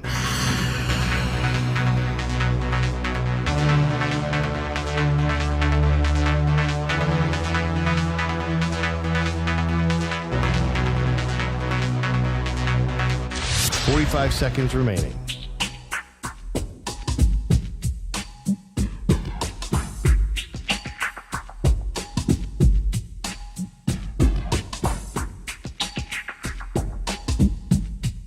Thirty seconds remaining.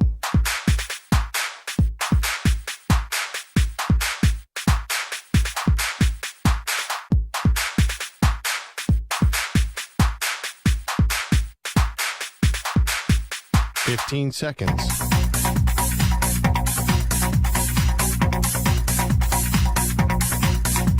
Break ends in 5 seconds.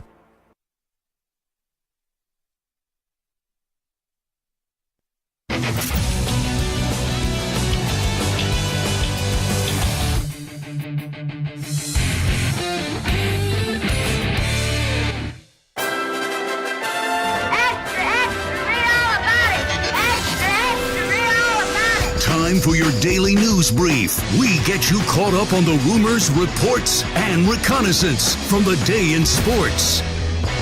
So the other day, Mike Greenberg was on the ESPN. And when he was on the ESPN, he was saying that the UConn Huskies could make the play-in tournament in the Eastern Conference. Here is Chandler Parsons and Lemon Pepper Lou, as Shannon Sharp would say, Lou Williams, on Michelle Beadle's show Run It Back, responding to what Greeny had to say. Greeny's not a clickbait guy. I want to preface that. Is. No, he really isn't. Yes, he is. I work now with he the is. dude. He's full of Damn.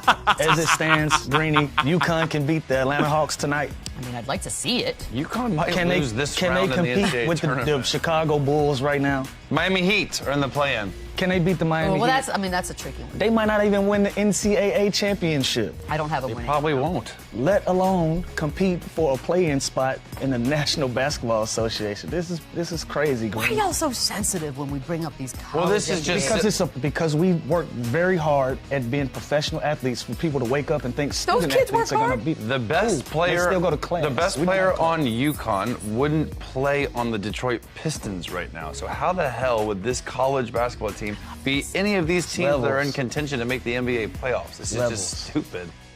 So part of what they're saying is true, part of what they're saying is wrong. Hot take. I do not believe UConn would make the play-in tournament in the Eastern Conference, number one. Number two, I do think there are a player or two, maybe three at most, that can at least get some minutes on the Pistons. The point of saying they're probably not going to win the NCAA tournament, they're the odds-on favorite by a wide margin to win the NCAA tournament. The best argument, though, there would be, is every player on the UConn roster that gets minutes, are they going to make the NBA? And the answer to that is no. So, therefore, you have every player that's on one of these play-in tournament teams that are in the NBA playing in the NBA. That's why UConn wouldn't make the play-in tournament, because they don't have a roster that's full of NBA players. So I'm more on the side of Chandler Parsons and Lou Williams, but we could just enhance the argument a little bit. Let's go to Woody Johnson on the future of Zach Wilson. You know, if we don't trade him, we're going to keep him. So it's possible that he could do it here. It's probably better from his standpoint. It's probably better if he changes faces and gets to a new place. Yeah, for your standpoint too, Woody. You got to move on. It's only a distraction to have Zach Wilson still on this team. You're not going to get anything back for him. Mac Jones goes for, a 6? Justin Fields went for a conditional 6? Zach Wilson sucks, all right? You just got to get rid of him. Just cut him. When the draft comes and goes and you get nothing back for him, like you don't want to take a 7th-round pick for him, then just let him go. You already brought in a backup quarterback. You got Tyrod Taylor now. You got Aaron Rodgers there. It's time to part ways with Zach Wilson. Here is Antonio Pierce on Aiden O'Connell. Taking care of the football, managing the game, putting points on the board. I would love to see him become more vocal, right? Is he ever going to become a runner? No, not going to happen. That's okay. But there's other ways that you can do that and move around in the pocket. And I think he's done a great job this offseason, being in the building, staying in the Las Vegas area, and really working on it. I love how direct Antonio Pierce is. You usually don't hear a coach say, is he ever going to become a runner? No, probably not. But Antonio Pierce, though, is playing the game right now. You talk a little bit about Aiden O'Connell. You're trying to go get a quarterback in the draft as well.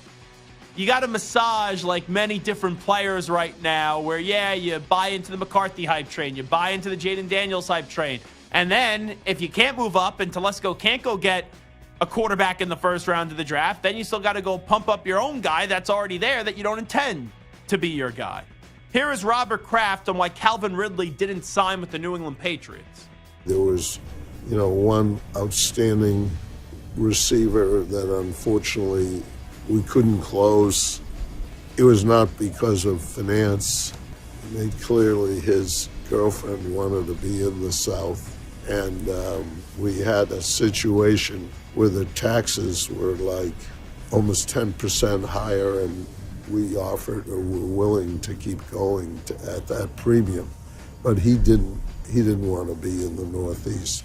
And part of it might be the quarterback situation as well.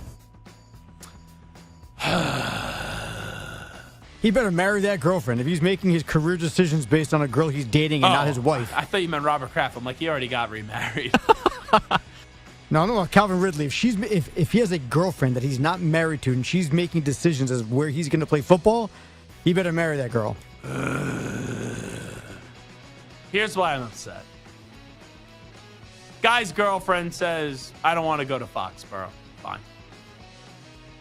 Robert, my guy, Robert Kraft, one of the greatest owners in the history of the NFL. What do you have on offense? You don't have a number one wide receiver. Ever since Tom Brady has left, you haven't had a number one wide receiver.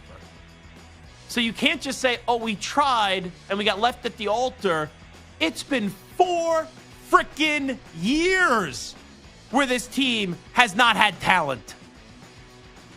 Come on. I don't want to hear the excuses anymore. The last 3-4 years, I was very patient. Very patient. I'm starting to get impatient with my football team. But I won't be like a fraud and jump off the bandwagon. I will always support the football team that I've only rooted for and will always root for in my life, unlike some others on this show. Here is John Calipari on the UK Sports Network doing his weekly radio show. He has a message to the Kentucky Wildcat fans. I talked again about the standard that is the standard that I believe in, that I think we can do. But that standard of national titles has been here from Coach Rupp on. I'm a work in our state, work for this program and this university, really work for these young people. And that's my commitment. I'm not changing. 24/7, let's go. That is the commitment that I give to the fans, and I haven't changed. This is like wearing a coat. It never goes away. But I love it. This is what I want. This is what I wanted. This is why I never left. This is it. And now it's, let's come together and let's go do something. Let's do something special. And we can do it. We've done it. Let's do it again. Nothing's going to change. He is stuck in his ways. There's a reason why you lose to St. Peter's and you're shortly followed up a few years later losing to Oakland. And I've always been a huge fan of John Calipari. But he's stuck in his ways and he's stubborn. And I don't think he's going to adapt. That's why I don't think we're going to see him win another championship at Kentucky. By the way, they have a hard out on that radio show like we do at the top of the hour. They said to him, you have 10 seconds left. This is in a different clip. And they had to cut him off. And it was like, you're listening to the Kentucky Wildcat Sports Radio Network. It was hilarious. He was just still going. And the broadcast was like, hey, we're running out of time. 10 seconds. And he just kept on going and going and going and going. Well, he may have realized it may have been his last coach's show there for Kentucky. Yeah, I think he's going to be back. I don't think he should be back, but I think he will be back. Dusty May, who takes the Michigan job. Bob Valvano was on his radio show, ESPN 680 Louisville, and he relays a story that he heard from the Indiana State coach, Josh Schertz, on why Dusty May didn't end up going to Louisville. I found out he and Dusty were best friends. I didn't know that when I got there. And he said, yeah, we talk like every day. And he was ready to come. And I told him, why wouldn't you want to go? It's a great job. And he said, yeah, I didn't feel comfortable. I was getting, the response, I was getting death threats. What was he getting death threats about? Like, if you don't take the job, then something bad's going to happen? Or if you do take the job, something bad's going to happen? That's like, either way, I don't blame Dusty May. Like, you go to Michigan, where I think Louisville's a better job than Michigan, but Michigan is in the Big Ten. Louisville's in the ACC. I don't think he made the wrong decision. I think there'll be less pressure at Michigan than there will be at Louisville. But, man, that's a bad look. And I saw Richard Pitino is now a rumored candidate and has had conversations with Louisville. That'd be something if he ends up going there, where his father, obviously Rick Pitino, was the head coach that won a championship, and now they said the championship. And one thing I'll say is Bob Valvano has since kind of walked it back, being like, oh, that wasn't the part of the conversation that was important to me. He also wrote, I apologize to Dusty May, Josh Schertz, and U of L fans. I spoke carelessly on my show. But is it not true? I don't think that it's not true. I think that maybe that part of the conversation may have just not been, it may have been misrepresented. I don't know about that. Antoine Walker, thank you. Braden Fiske, thank you as well. Big thanks to each and every one of you. Stu, Mike, all the listeners, everyone that supports us. Even if you don't support us, we appreciate you tuning in. We'll be back tomorrow at 3 p.m. Eastern, noon Pacific. Have a great night. We out. Bye-bye. Peace!